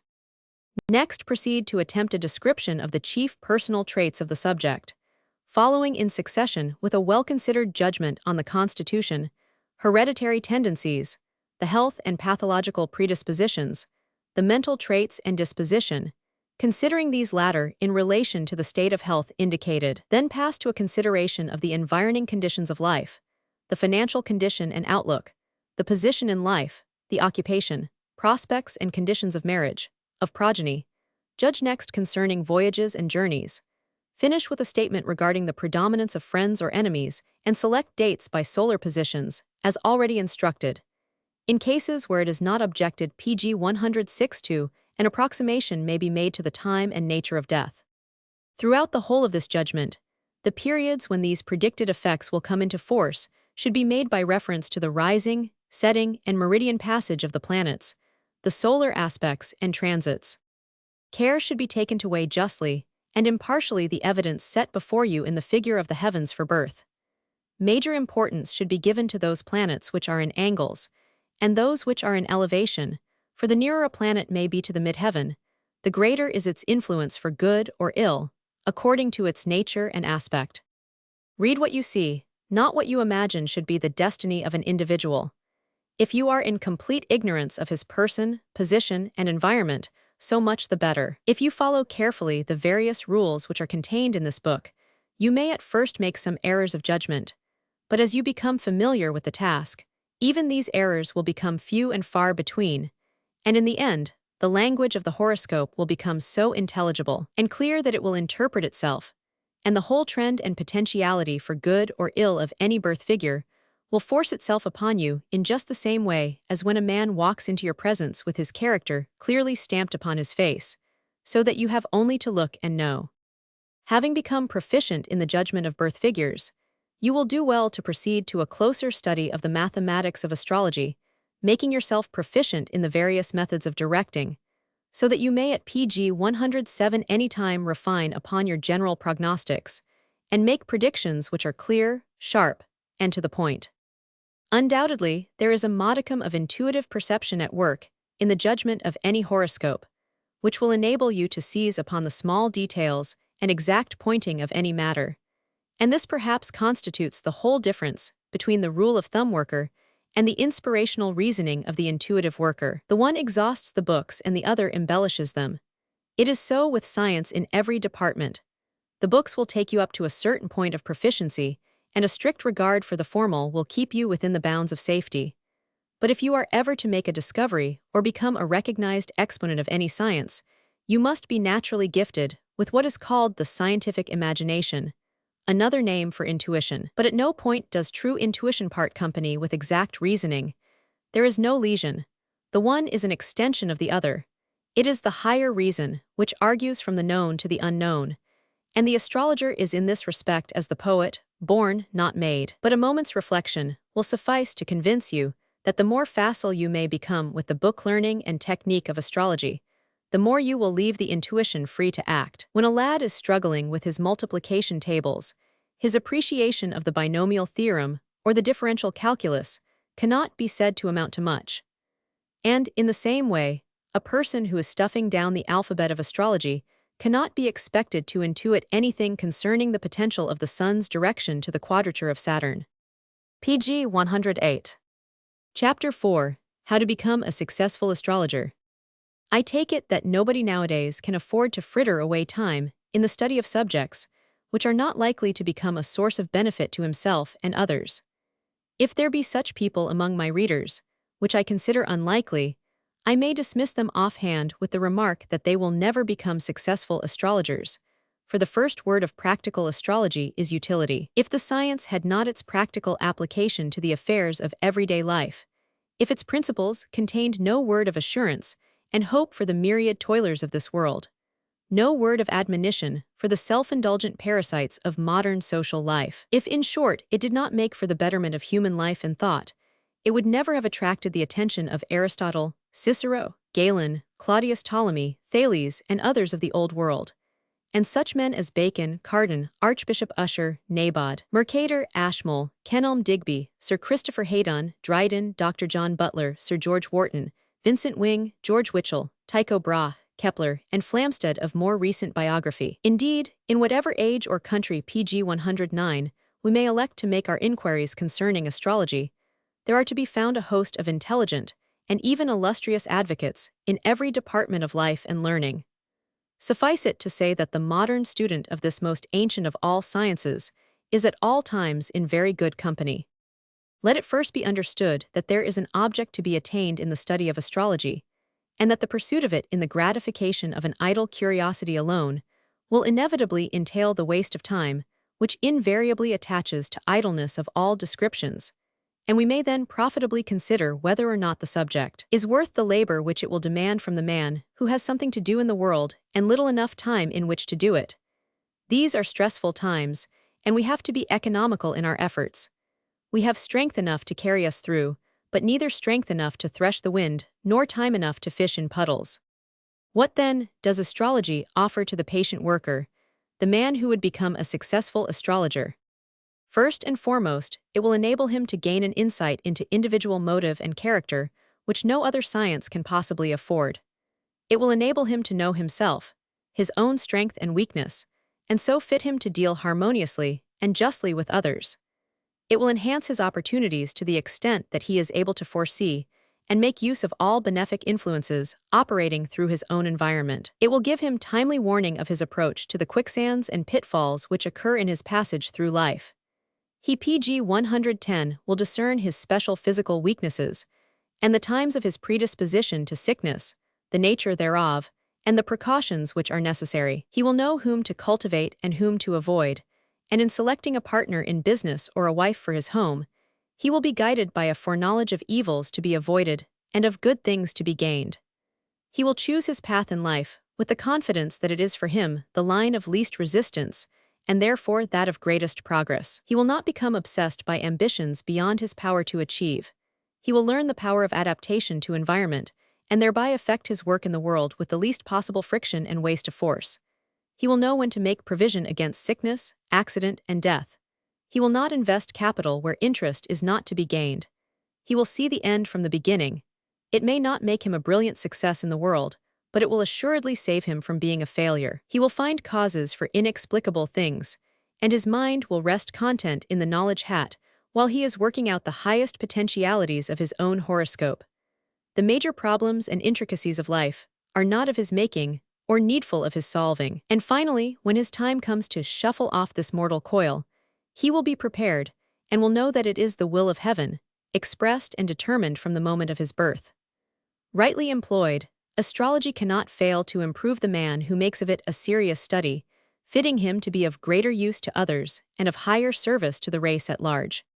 But to become a successful astrologer, he must study PG 111 patiently for several years, testing each statement that is made in the books by reference to his own and several other horoscopes. He must be able to erect a figure of the heavens with mathematical accuracy for any given time and place, work out directions by the use of the sphere or trigonometrical tables, and have a competent knowledge of the motions and periods of the various planetary bodies. When thus satisfied in his own mind that astrology is a dependable science, and that he is capable of demonstrating it under test conditions, he must be generous in the use of it. Here and there he will find one who is opposed to the belief that the stars have any influence in human affairs. Let him not waste logic with such a man, but go straight to the task of convincing him by an appeal to facts. For preference, select a period when the directional influences are such as seem likely to hit the skeptic with considerable force. Define the event, make a careful calculation of the time of its fulfillment, and put them on paper, which, being yet unread by the man of common sense, should be placed under cover, sealed, and endorsed to be opened only after a certain date. Now a man who has been hammered rather severely, and in quite an unexpected manner, is usually open to conviction of truth when he finds that the nature and date of his disaster have been accurately foretold. Being a man of common sense, and not of intuition, he will probably think that the astrologer might even have saved him from the consequences of his own lack of foresight. So indeed might the astrologer have done had he taken the management of affairs from the beginning, but to step in halfway to arrest causes which are already in operation PG 112 and charged with inevitable effects, is requiring too much of any man short of a prime minister. There are certain things which even the most astute deductive reasoner cannot foresee, and these are the points that should be utilized by the astrologer who seeks to convince others of the truth of his science. A man cannot reason from his doorstep to a street accident. If he could, he would avoid it. All men are not subject to accidents, however, but almost all are subject to bereavements, losses, sicknesses, and changes of fortune. Those are the points which the astrologer intent on proselytizing usually makes use of. But events need not be in futurity to carry conviction. If it can be shown that by mathematical calculations the events of the past can be recited with precision and exactness, it is evident to the meanest intellect that nothing hinders from an extension of such calculations into the future. And once convinced of the reliability of such claims to foreknowledge, the practical man of the world is not slow to avail himself of its uses. But astrology is not exhausted in the study of individual horoscopes, for there are other departments of this extensive science. The influence of the planets upon the weather, as embodied in astrometeorology, the rise and fall of empires, political changes, the outbreak of wars, of revolutions, of epidemics, as defined by state astrology so much in repute among the Oriental rulers, the occurrence of tidal waves, earthquakes, and other seismic phenomena, all form a part of the complete equipment of the practical astrologer. It would be superfluous to recite here the numerous and strikingly accurate forecasts which have been made PG 113 by modern exponents of the science, but it is only right to say that they reflect considerable credit upon their authors, for the above-mentioned departments of astrological learning are by no means in the same efficient state as genethliacal astrology, to an outline of which this work is devoted. Anciently it was otherwise, and even in the East at this day they hold some secrets of traditional knowledge, concerning which they are unduly mysterious, and of which we have only the evidence afforded by more exact prediction upon certain points. Prejudice and ignorance are the twin giants which bar the path of the world's progress today, even as they have ever done. Step by step they have been beaten back, baffled by the light of reason, harassed by the arrows of truth. The world is redeeming its ancient heritage. All that is now required to establish the paramount truth of astrology as a science is an impartial and thorough investigation, preferably at the hands of scientific men, of its methods and principles. Not that the truth is to be ratified at the hands of modern scientists, seeing that their own teaching constitutes a mere shifting orthodoxy, liable at any moment to undergo a fundamental change in theory by the discovery of a single new fact. But that to such men rightly belongs the duty of disproving the claims of astrology to be considered as a science, for it is a fact to be regretted that certain members of their body have written against the subject in a spirit of prejudice, and without adducing any data in support of their contention, which ill becomes any man of scientific pretensions, and is above all things detrimental to the cause of truth. pg 114. Chapter 5, A Popular Illustration. In order to summarize and illustrate the principles which have been enunciated in the course of this work, I shall avail myself of the horoscope of Mr. Joseph Chamberlain, who was born on the 8th of July, 1836, at Highbury, the time of birth being stated to have been at about 2 in the morning. Calculations have since enabled us to fix the exact time of birth as at 2h36 1000.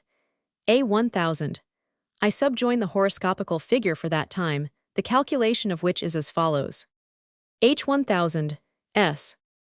Midheaven in RA at noon 7th July, 18367 158.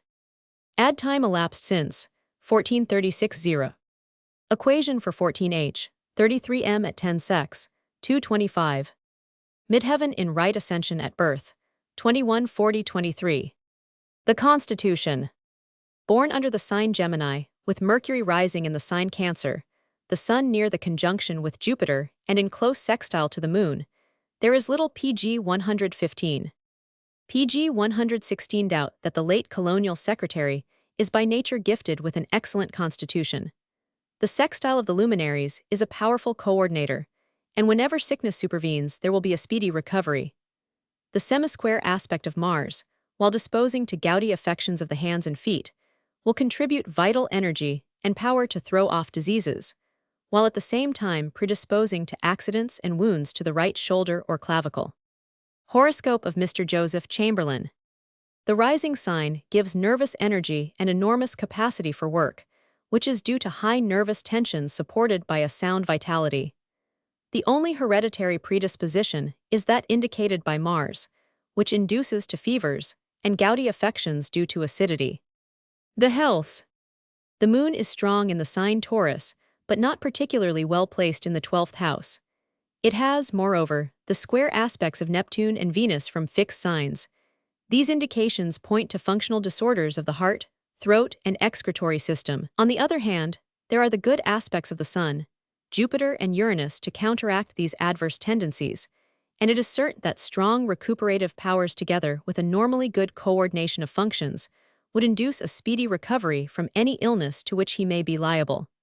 Considerable immunity from sickness of all sorts may therefore be predicated. Character and disposition.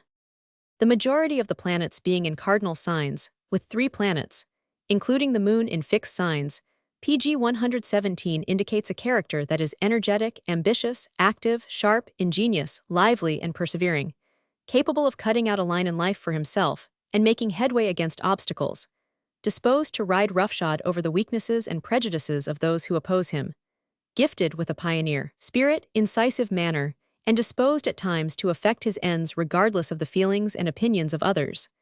At the same time, there is sufficient patience, method, caution, and watchfulness to make this extreme definition of purpose very effective.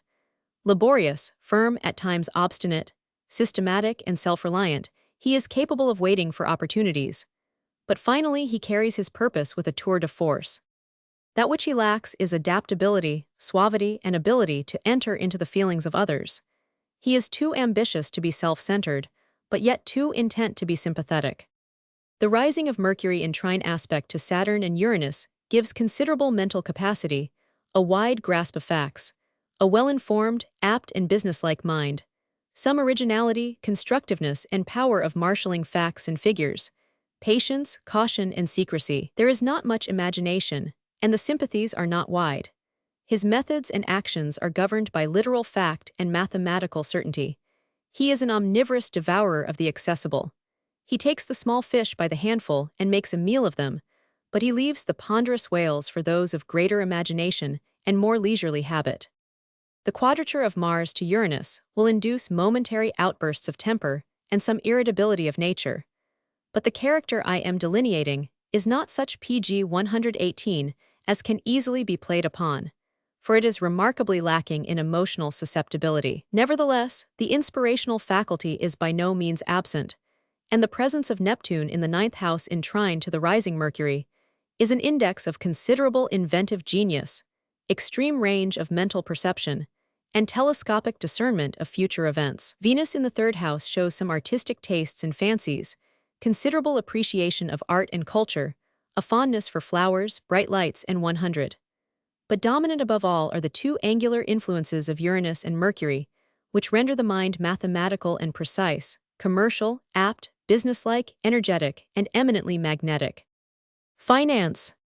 The position of the Sun in conjunction with Jupiter in the sign Cancer, in sextile to the Moon, is the index of a high fortune and means exceeding a competence. It is here worthy of note that Cancer, which in this horoscope holds the Sun, Jupiter, and Mercury, is the ruling sign of South Africa, with which colony Mr. Chamberlain's fortunes have been for a long time so intimately associated.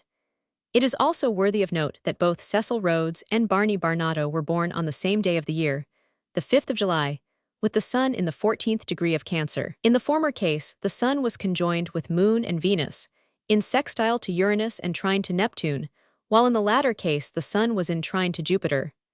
In regard to Mr. Chamberlain's horoscope, it will be observed that Jupiter, which holds such effective power for increase in the second house, is also the ruler of the seventh, and it is to be remembered that all partnerships, PG 119 commercial or social, which he has contracted have so far proved highly satisfactory from a merely monetary point of view.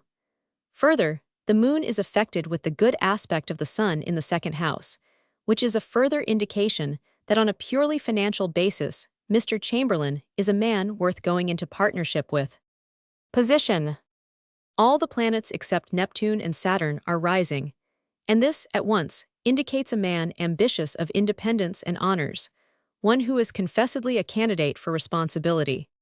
Uranus in the midheaven, and close to the meridian, indicates that association with civic and governmental bodies in which Mr. Chamberlain has rendered himself so conspicuous a figure, and whereas the trine aspect of Mercury in the ascendant to Uranus in the midheaven and the sextile of the Moon to Uranus also are sure indications of a wide popularity, the square aspect of Mars to Uranus from the 12th house will not fail to engender many veiled enmities, machinations, and inimical plots, which have for their object the overthrow of Mr. Chamberlain's prestige, and which, failing, will find expression in vituperative abuse and bitter animosity.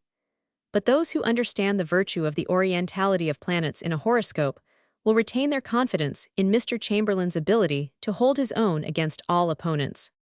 It will be observed that the direction of the ascendant to the place of Uranus in the horoscope coincides with the age of Mr. Chamberlain at the outbreak of hostilities PG 120 in South Africa, while the direction of midheaven opposition, Saturn, coincides with the progress of the Boer War. Did space permit, it would be possible to adduce a long list of directional arcs coinciding with the time and nature of all the more important epochs in Mr. Chamberlain's career. The student is invited to make some test of this matter by the aid of the rules already given in these pages. Marriage. Mr. Chamberlain has been thrice married. It will be observed that not only is there a double-bodied sign on the cusp of the 7th house, but the Moon also applies to both the Sun and Jupiter in the sign Cancer. See Sect. 3 Chap 8. The aspect of the Moon being benefic to both the Sun and Jupiter, the marital state would be both harmonious and fortunate. It is, of course, well known that Mr. Chamberlain has, from a merely worldly point of view, married most advantageously. This observation may be called wise after the event, but I would observe that this geniture preceded my judgment of it, and the rules from which I judge are to be found in the Tetrabiblos of Ptolemy, written in the 2nd century, and since tested and found reliable by successive astrologers during some 17 centuries. Saturn's aspect to Jupiter, the ruler of the 7th house, and the Moon's quadrature to Venus must be held accountable for the successive bereavements which have disturbed the conjugal life in this case. Progeny. The position of Saturn in the 5th house, and the PG 121 affliction of Venus by Neptune and the Moon, will serve to account, in connection with the marriage conditions, for the small family which has been born to Mr. Chamberlain. For observe that Venus is the ruler, jointly with Mercury, of the 5th house, while Saturn is in the 5th and ruler of the 8th house. the same positions and aspects threaten to curtail the succession. The position of Mercury, joint ruler of the fifth, in the sign Cancer, and just about to rise in the horoscope, promises honors and distinctions to the firstborn. Traveling. The Moon and Mars are cadent in the horoscope, and Mercury, the winged messenger, symbol of the trading ship, is rising. These are indications of many journeys and changes and constant unrest. But fixed signs being on the cusps of the third and ninth houses, and the Moon also in a fixed sign, will suffice to account for the fact that Mr. Chamberlain is not a great long-distance traveler. Cancer and Leo holding the benefics and the Sun also well aspected in Cancer.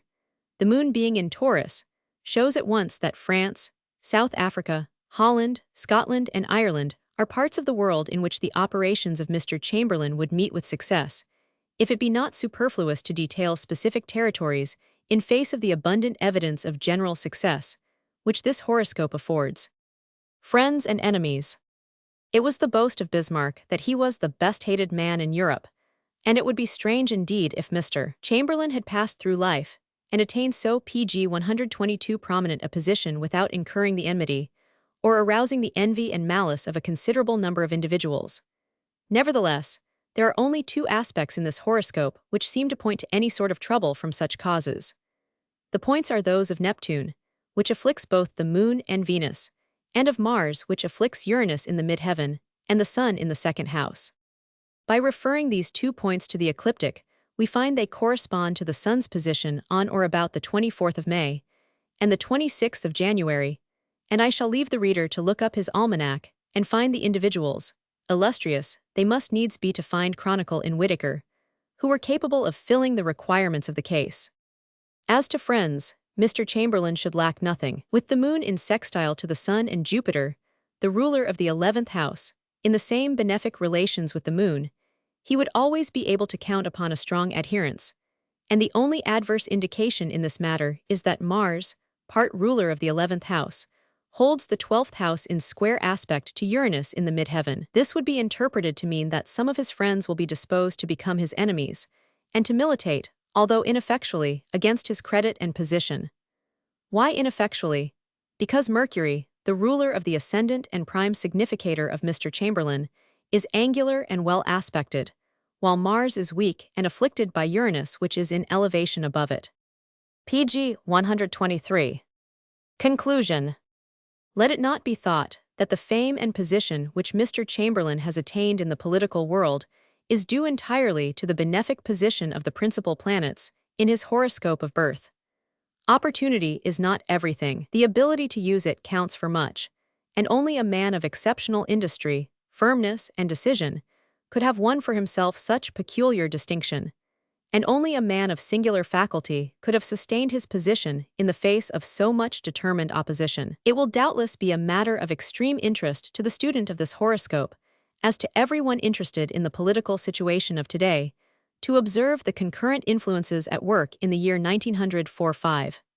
Mr. Chamberlain attained his 68th birthday anniversary on the 8th of July, 1904, and by adding that number of degrees to the 22nd degree of Aquarius, we obtain Taurus 0 as the point which has attained the meridian by direction.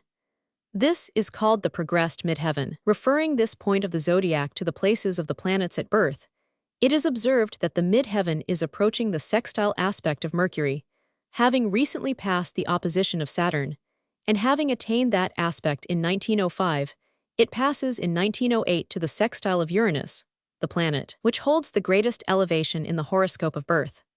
The ascendant under the midheaven of Taurus 0 is Leo 1628, which is the progressed ascendant for the year 1904.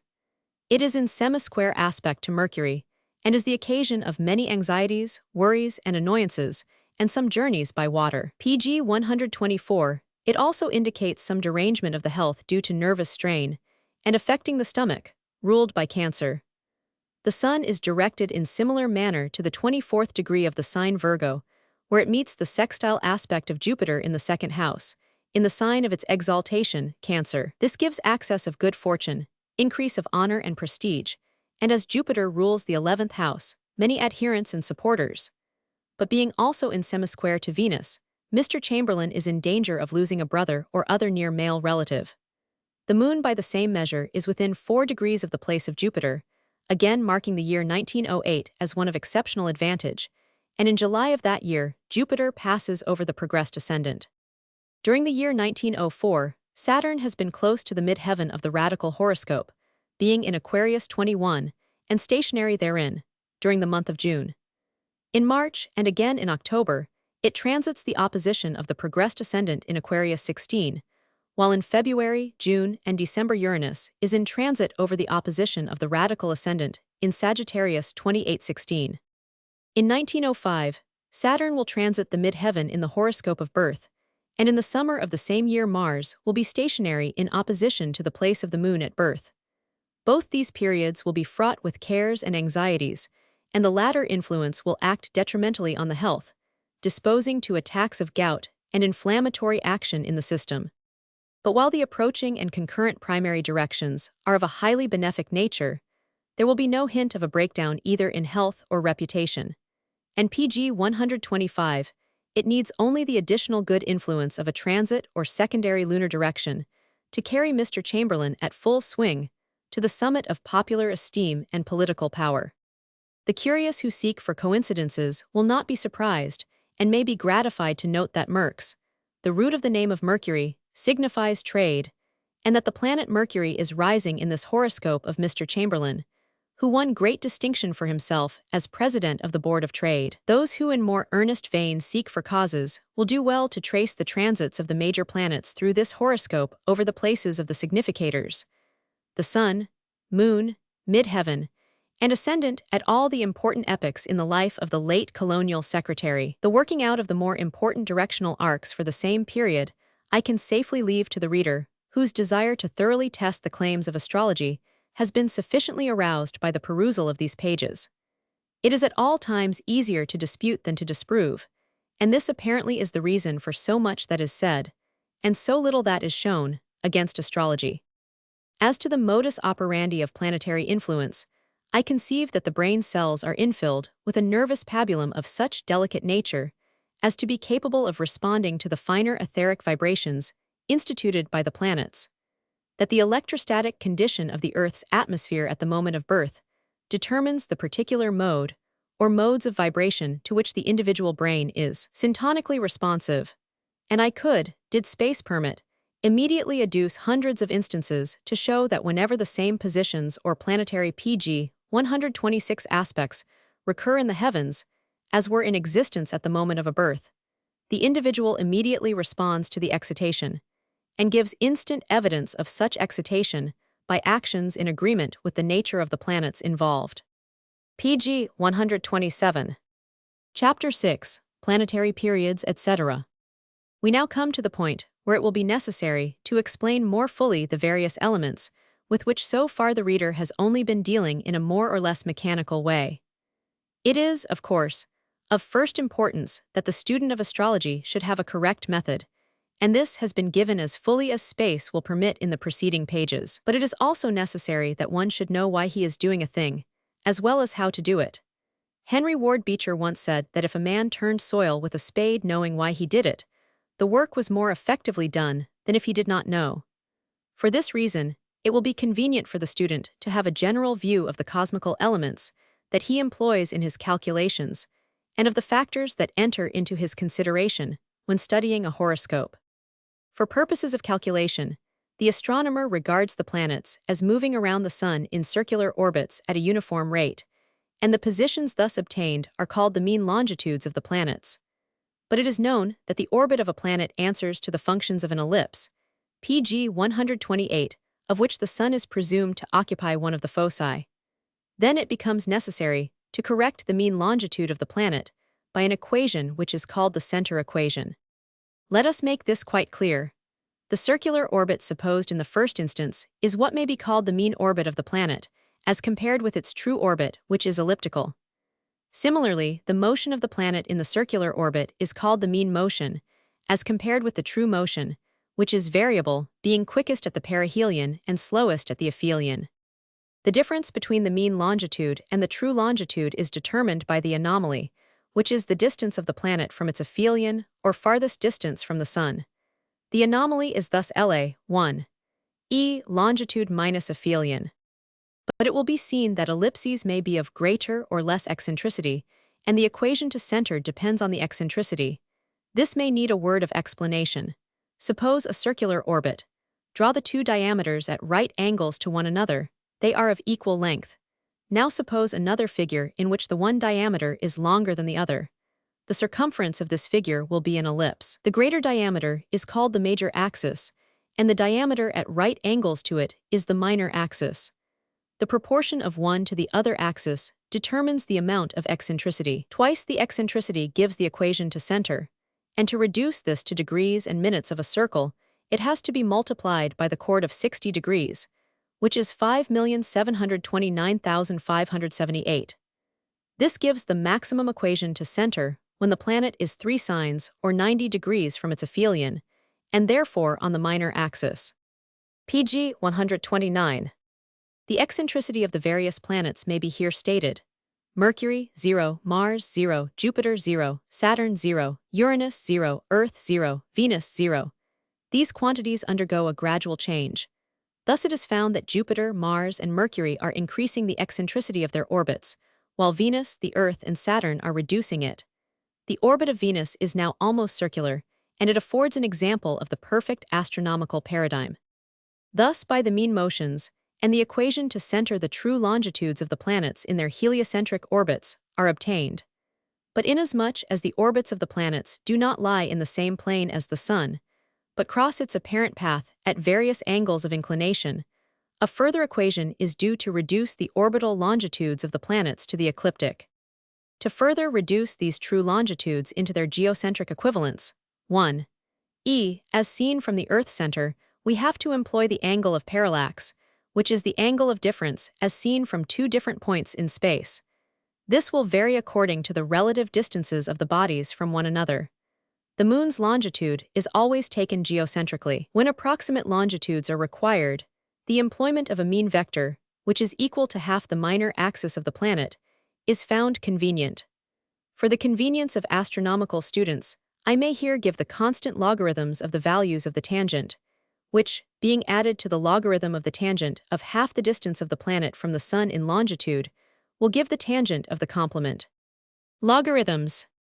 Neptune 9, Uranus 9, Saturn 9, PG 130, Jupiter 9, Mars 9, Venus 9, Mercury 9. To these add the BOG, tangent of half the angle between the planet and Sun, taken by heliocentric longitude, which call the result B. For major planets add A and B, and for minor planets subtract B from A. In either case, the result will be the angle of longitude between the planet and the Sun as seen from the Earth, and hence its geocentric longitude may be known.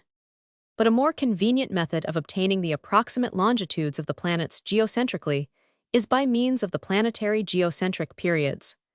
Thus Uranus has a period of 84 years, after which it returns to the same longitude on the same day of the year, and will be further advanced in its orbit by 1/5. Saturn has a period of 59 years, after which it comes to the same place in the zodiac, and will be further advanced by 153. Jupiter has a period of 83 years, when it is found to be only 4 advanced upon its former longitude. Mars' period is 79 years plus an advance of 2/4. Mercury's period is also 79 years, and its advance is 532. Venus has a period of 8 years, when it is further advanced in the zodiac by 132. For the calculation of the approximate geocentric longitude of the major planets, these periods are very useful, but are of less value in regard to the minor planets Venus and Mercury. Suppose I want the longitude of Uranus in the year A500. I have its longitude on the 1st of January, 1912, in Capricorn 2817. Then 1912-827 gives 1085 years, which being divided by the period of Uranus, 84 years, yields 12 periods and 77 years. The increment PG 131 for one period being 1/5, that for 12 will be 13, and 77-84 THS of 1/5 will be another degree, making 14 degrees. As the date is anterior, this amount must be subtracted from its longitude on the 1st of January, A500, and in effect we obtain Capricorn 14 degs, 17 mins, as the longitude of Uranus on the 1st of January, 827, as seen from the Earth. for the purpose of determining the effects, if any, due to the presence of a planet in its aphelion, perihelion, or node. The following values are given for the year 1800 A500. Planet, aphelion, perihelion, node. SSS. Mercury 8 1421 2, 1421 1 1557. Venus 10 8 36 4 8 36 2, 1452. Mars 5 223 11 223 1 18 1. Jupiter 6 11 80 11 8 38 24. Saturn 8 29 4 2 29 4 3 21 57. Uranus 11 17 21 5 17 21 2 12 51. Neptune 7 12 22 2 12 22 4 9 35. The longitudes of the aphelia are increased in 100 years by the following quantities: Neptune 125, Uranus 128, Saturn 150, Jupiter 135, Mars 152, Venus 143, Mercury 134. These quantities are additive for years after 1800 and subtractive for years before that epoch. In the present state of astronomical science, it is not certain that these values are absolutely correct. Calculated from the tables of Kepler, the differences are only slight, but still sufficient to make considerable error in testing for exact conjunctions or ingresses. Lilly, who predicted the Great Plague and Fire of London some years previous to the event from the ingress of PG 132, the aphelion of Mars to the sign Virgo, evidently made use of the Rudolphine tables constructed by Tycho and Kepler. And, according to these, the ingress took place in 1654, while according to more modern tables, it did not take place until 1672. It is probable, however, that the positions of the aphelia here given will be sufficiently close for all practical purposes. A word or two may now be said regarding the periodic conjunctions of the planets. As will be seen from the periods given, 5 periods of Jupiter are nearly equal to 2 of Saturn. It is found that the two planets form their conjunctions every 20 years. Thus there was a conjunction in Virgo in 1861, another in Taurus in 1881, and another in Capricornus in 1901. The next will be in Virgo in 1921. The two planets are thus now forming their successive conjunctions in the earthly triplicity, but in 1981 will make their mutation conjunction by falling together in the Aries sign Libra. Uranus and Jupiter form their conjunctions every 14 years. Thus there was a conjunction in Sagittarius in 1900, and there will be another in Aquarius in 1914, another in Aries in 1928, and so on. The conjunctions of Neptune with the other major planets are necessarily in terms of the periods of the latter, those of Neptune and Uranus being very infrequent, while those with Jupiter will be proportionately more frequent, for the period of Jupiter is only 12 years, while Neptune remains in the same sign for 15 years.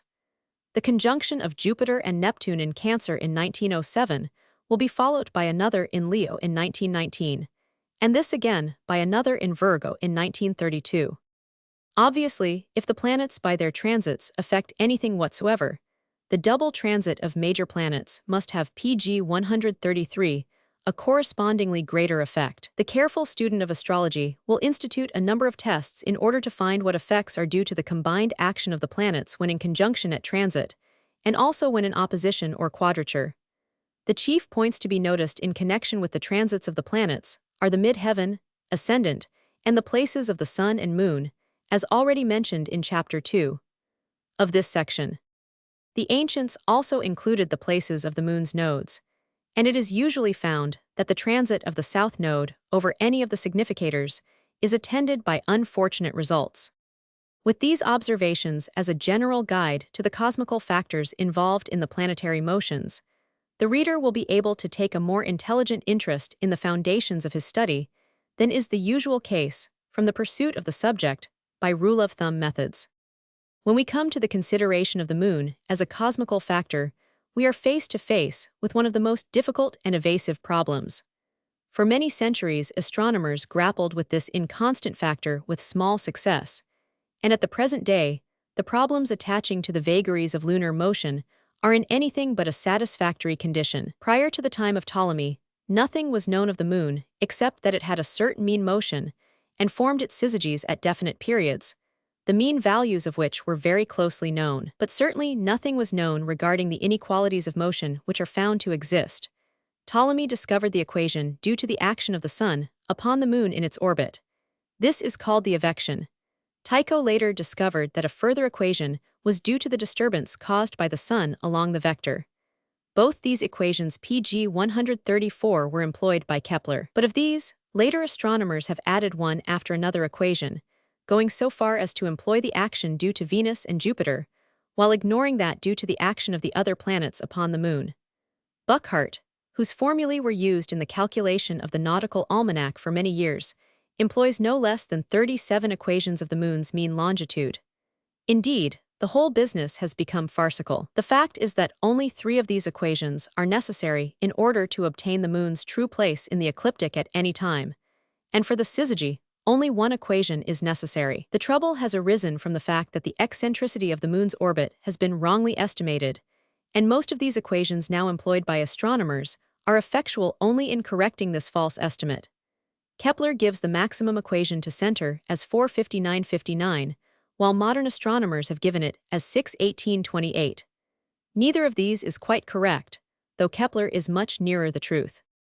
Another problem, in connection with the Moon, that has puzzled astronomers for a long time, and is still in the region of experimental science, is what is known as the secular equation. It is found that by taking the present mean motion of the Moon and applying the various equations found necessary to bring the calculations into line with observations of the Moon's position in the zodiac, a considerable difference is found to exist between the calculated place of the Moon and its recorded position at the time of ancient eclipses. According to our modern tables, ancient eclipses happened sooner than they should have done.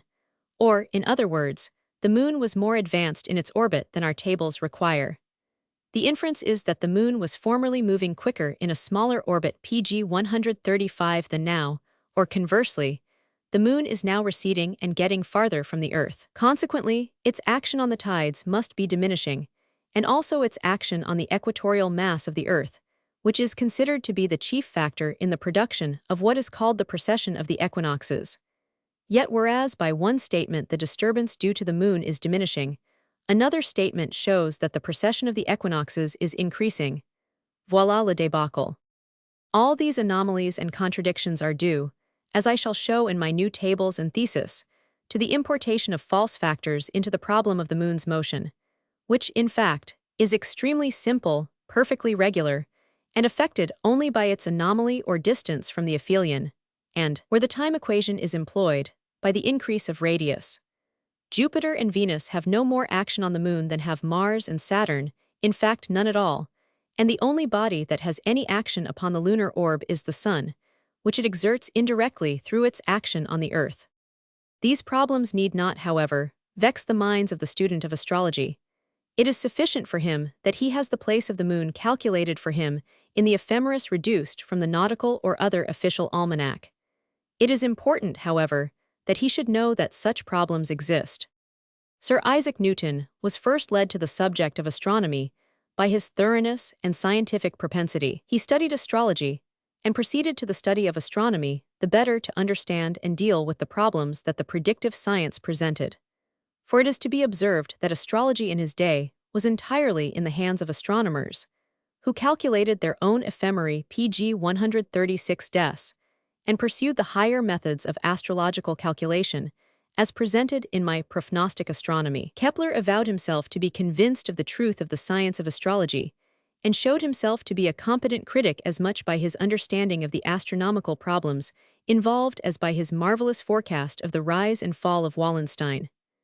Tycho, his colleague and collaborator, also a great astronomical discoverer, was a professed astrologer, and added to his stipend by the calculation of horoscopes. Astrology is quite a reputable study, and needs but to be emancipated from the service of a horde of half-educated plagiarists and parasites in order to take its place once more among subjects of serious consideration by the learned. Astronomy is interesting, but to be made useful, it must find interpretation in terms of our daily life and common needs. It is in this connection that astrology has played Cinderella since the days of official science. The day is not far off when it will come into its own. PG 137. Chapter 7. revolutions, eclipses, ingresses, etc. Beyond the various time measures and indicators mentioned in Section 4, Chapter 2, there are others which have a certain reputation among astrological students. The chief of these, and one that has been in vogue for many centuries, is the solar revolution, or birthday figure, as it is sometimes called. It consists in a map of the heavens for the return of the sun to the exact zodiacal position that it held at birth, and this sidereal revolution is made the basis of an annual forecast of the general trend of affairs in the life of the subject. To find the time of the sun's return to its own place in the zodiac is, of course, a simple matter of proportion from the ephemeris for the current year. This is effected by comparing the radical or birthplace of the sun with the longitude of the sun in the ephemeris on the anniversary day, which will give the increment more or PG 130, 8 less required to be equated. Then with this difference of the two positions of the sun, A at birth and B at noon of the anniversary, find the diurnal proportional logarithm and subtract from this the logarithm for the sun's motion in 24 hours. The result will be the logarithm for the hours and minutes from noon at which the sun was in the exact position it held at the birth. Thus you have the time of the solar return, and all that is necessary is to erect a horoscope for this time and set the planets in the figure. Then, if the benefic planets are in elevation and the lord or ruler of the ascendant is well placed and aspected, there will be commensurate results, and a beneficial year may be predicted. But if, on the contrary, the malefic planets are elevated and the ruler of the horoscope is badly aspected, the year ensuing will be fraught with many troubles and vexatious events. But inasmuch as the time factor is here the return of the sun to its radical place, chief attention must be paid to the aspects of the sun, and conclusions agreeable to the nature of the afflicting planets or those that favorably aspect the luminary may be made accordingly. As regards the time at which events signified by the aspects may be expected to transpire, I have found that they usually occur during the transit of the sun over the places of the planets in the annual horoscope. Thus a person born in August may have the sun in the annual horoscope in square aspect to Saturn, the sun being in Leo and Saturn in Taurus. Then the evil signified by the aspect of Saturn to the sun would transpire about the date that the sun passed the opposition of Saturn in the sign Scorpio sometime in November, or again in May of the following year, when the sun PG 139 was in conjunction with the place of Saturn in the horoscope for the solar return. Events that are benefic in nature may be produced from the transit of the sun over the places of the benefics in the solar figure, or over the good aspects of the planet, which in the annual horoscope gives promise of benefit.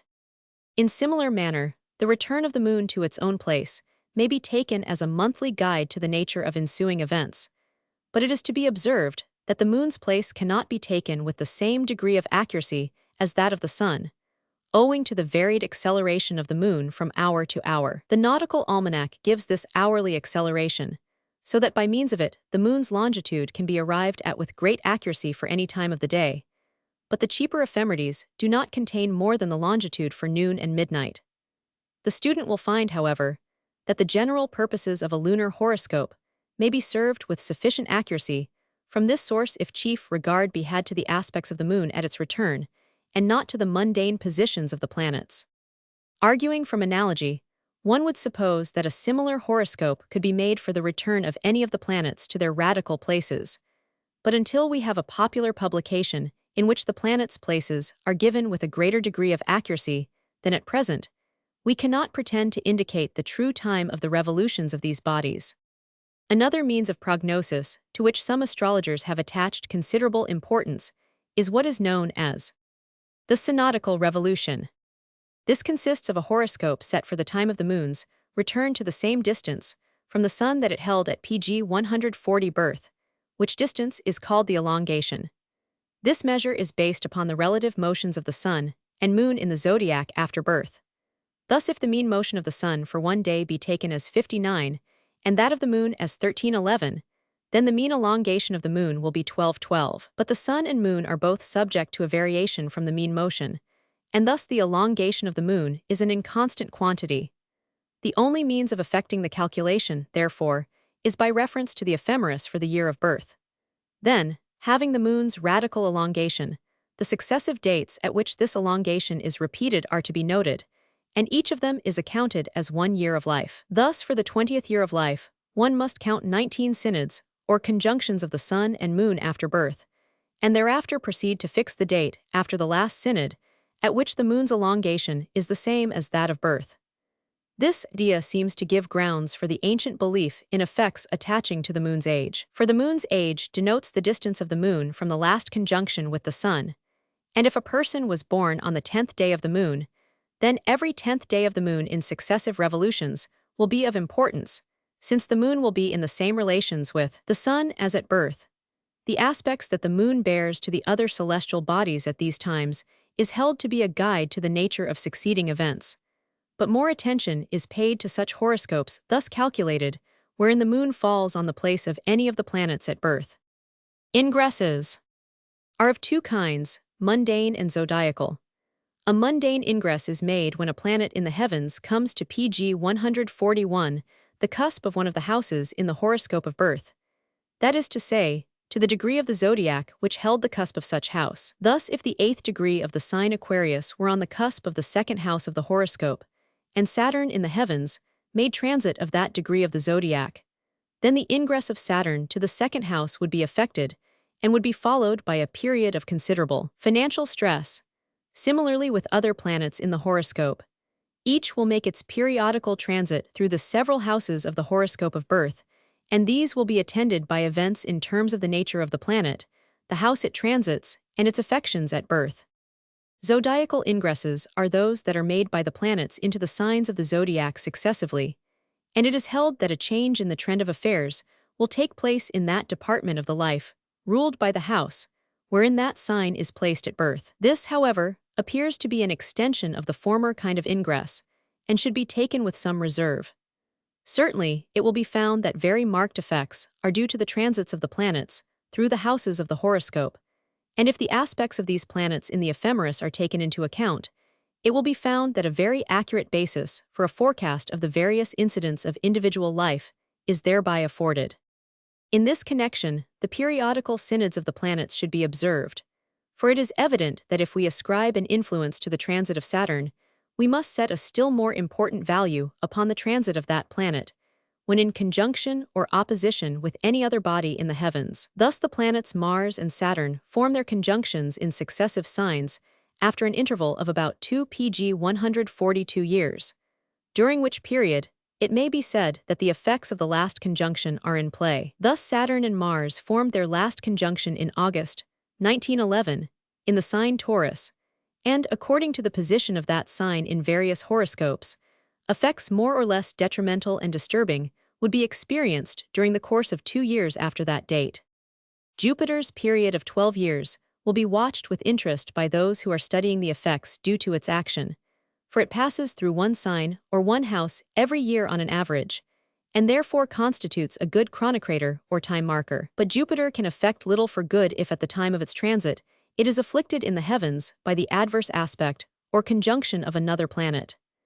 Similarly, Saturn or Uranus or Neptune has to be judged according to its condition and aspects at the time of transit or ingress. Eclipses, whether of the sun or moon, are significant of evil according to their positions and aspects in the horoscope. For if an eclipse of the sun happens, it will afflict male members of the family, and an eclipse of the moon will denote evil to female members. Eclipses falling in the sign occupying the 10th or 4th houses will afflict the parents, and those which fall in the 3rd house will similarly affect collateral relatives, such as brothers and sisters, according to the sex indicated. The effects of eclipses last for 18 months, and will be great or small according to the magnitude of the eclipse and considerations due to aspects. When falling on the places of benefic planets, or those well aspected in the PG 143 horoscope, the eclipse will portend good arising out of some catastrophe or bereavement. But when falling on the places of the malefics, or on places in the horoscope that are badly aspected by the planets at birth, they portend nothing but evil. Falling in other parts of the figure, they are not of such significance, but generally it may be said that eclipses have a detrimental effect on such affairs as are governed by the house wherein the eclipse falls. It has been said that unless an eclipse is visible in that part of the world where the subject was born, it will have no effect upon his health or fortunes. But this cannot be the case, for then those planets that are beneath the horizon at the time of birth could with equal reason be exempt from any share in our consideration. Whereas, on the contrary, we know full well that in whatever part of the circle the planets may be situated at the moment of birth, they will affect the life and fortunes in equal degree, but especially such department of the life as may be ruled by the house a planet occupies. The following is a list of the visible eclipses that will be witnessed in Great Britain during the next 10 years. 12th March, moon eclipsed in the 3rd hour of the morning, nearly total. 21st August, the sun eclipsed about noon, 2/3 of the disk eclipsed, total in Sweden and Norway. 9th January, moon sets in contact with the shadow. 3rd February, the sun sets about half eclipsed, total across the Atlantic. 15th July, moon eclipsed about 3/4 of its disk in the 5th hour of the morning. 8th January, moon eclipsed in the 8th hour of the morning just before sunrise, total. 4th July, moon totally eclipsed in the 11th hour of the evening. 28th December, moon begins to be eclipsed just before setting. 7th November, in the 12th hour at night the moon is partially eclipsed. 22nd November, the sun has 1/5 of its disk obscured near sunset, annular in the South Atlantic. 3rd May, moon totally eclipsed in the 2nd hour of the morning. 10th November, sun sets half eclipsed. 8th April, in the 9th hour of the morning the sun is eclipsed, about 5/6 of the disk being obscured, annular eclipse in the north. 16th October, the moon has 5/6 of its disk overshadowed at 11th hour of the evening. 28th March, sun eclipsed in the 3rd hour of the afternoon, about 1/6 being obscured, annular in Africa. The years 1805 and 1917 are great eclipse years, for in both those years there are no less than 7 eclipses. From like causes, we argue like effects, and therefore we may anticipate a great convulsion in the political world during the year 1917 and thereafter. At that time, Mars and Saturn will form their conjunction in the sign Leo together with Neptune, and these successive conjunctions of the 3 major planets cannot fail to produce great PG 145 mutations, more especially in those countries that are ruled by the sign Leo. So far as individual horoscopes are concerned, the effects of these conjunctions and the eclipses which fall in the sign Capricornus and Cancer must be judged by the particular houses of the horoscopes in which they occur. The general effects due to any eclipse or conjunction of the larger planets are distributed and find their expression through individual horoscopes, the influence filtrating, as it were, through a variety of channels for the ultimate purpose of human evolution and government. Thus, by many lines of evidence, the patient student may confirm his belief in the influence of the stars in human life, which involves the yet higher concept of the government of humanity by the greater intelligences according to preordained laws, divine in their origin and cosmical in their expression. To this concept, as a final expression of faith and of scientific experience, we must eventually submit our beliefs and opinions, and haply our willing compliance.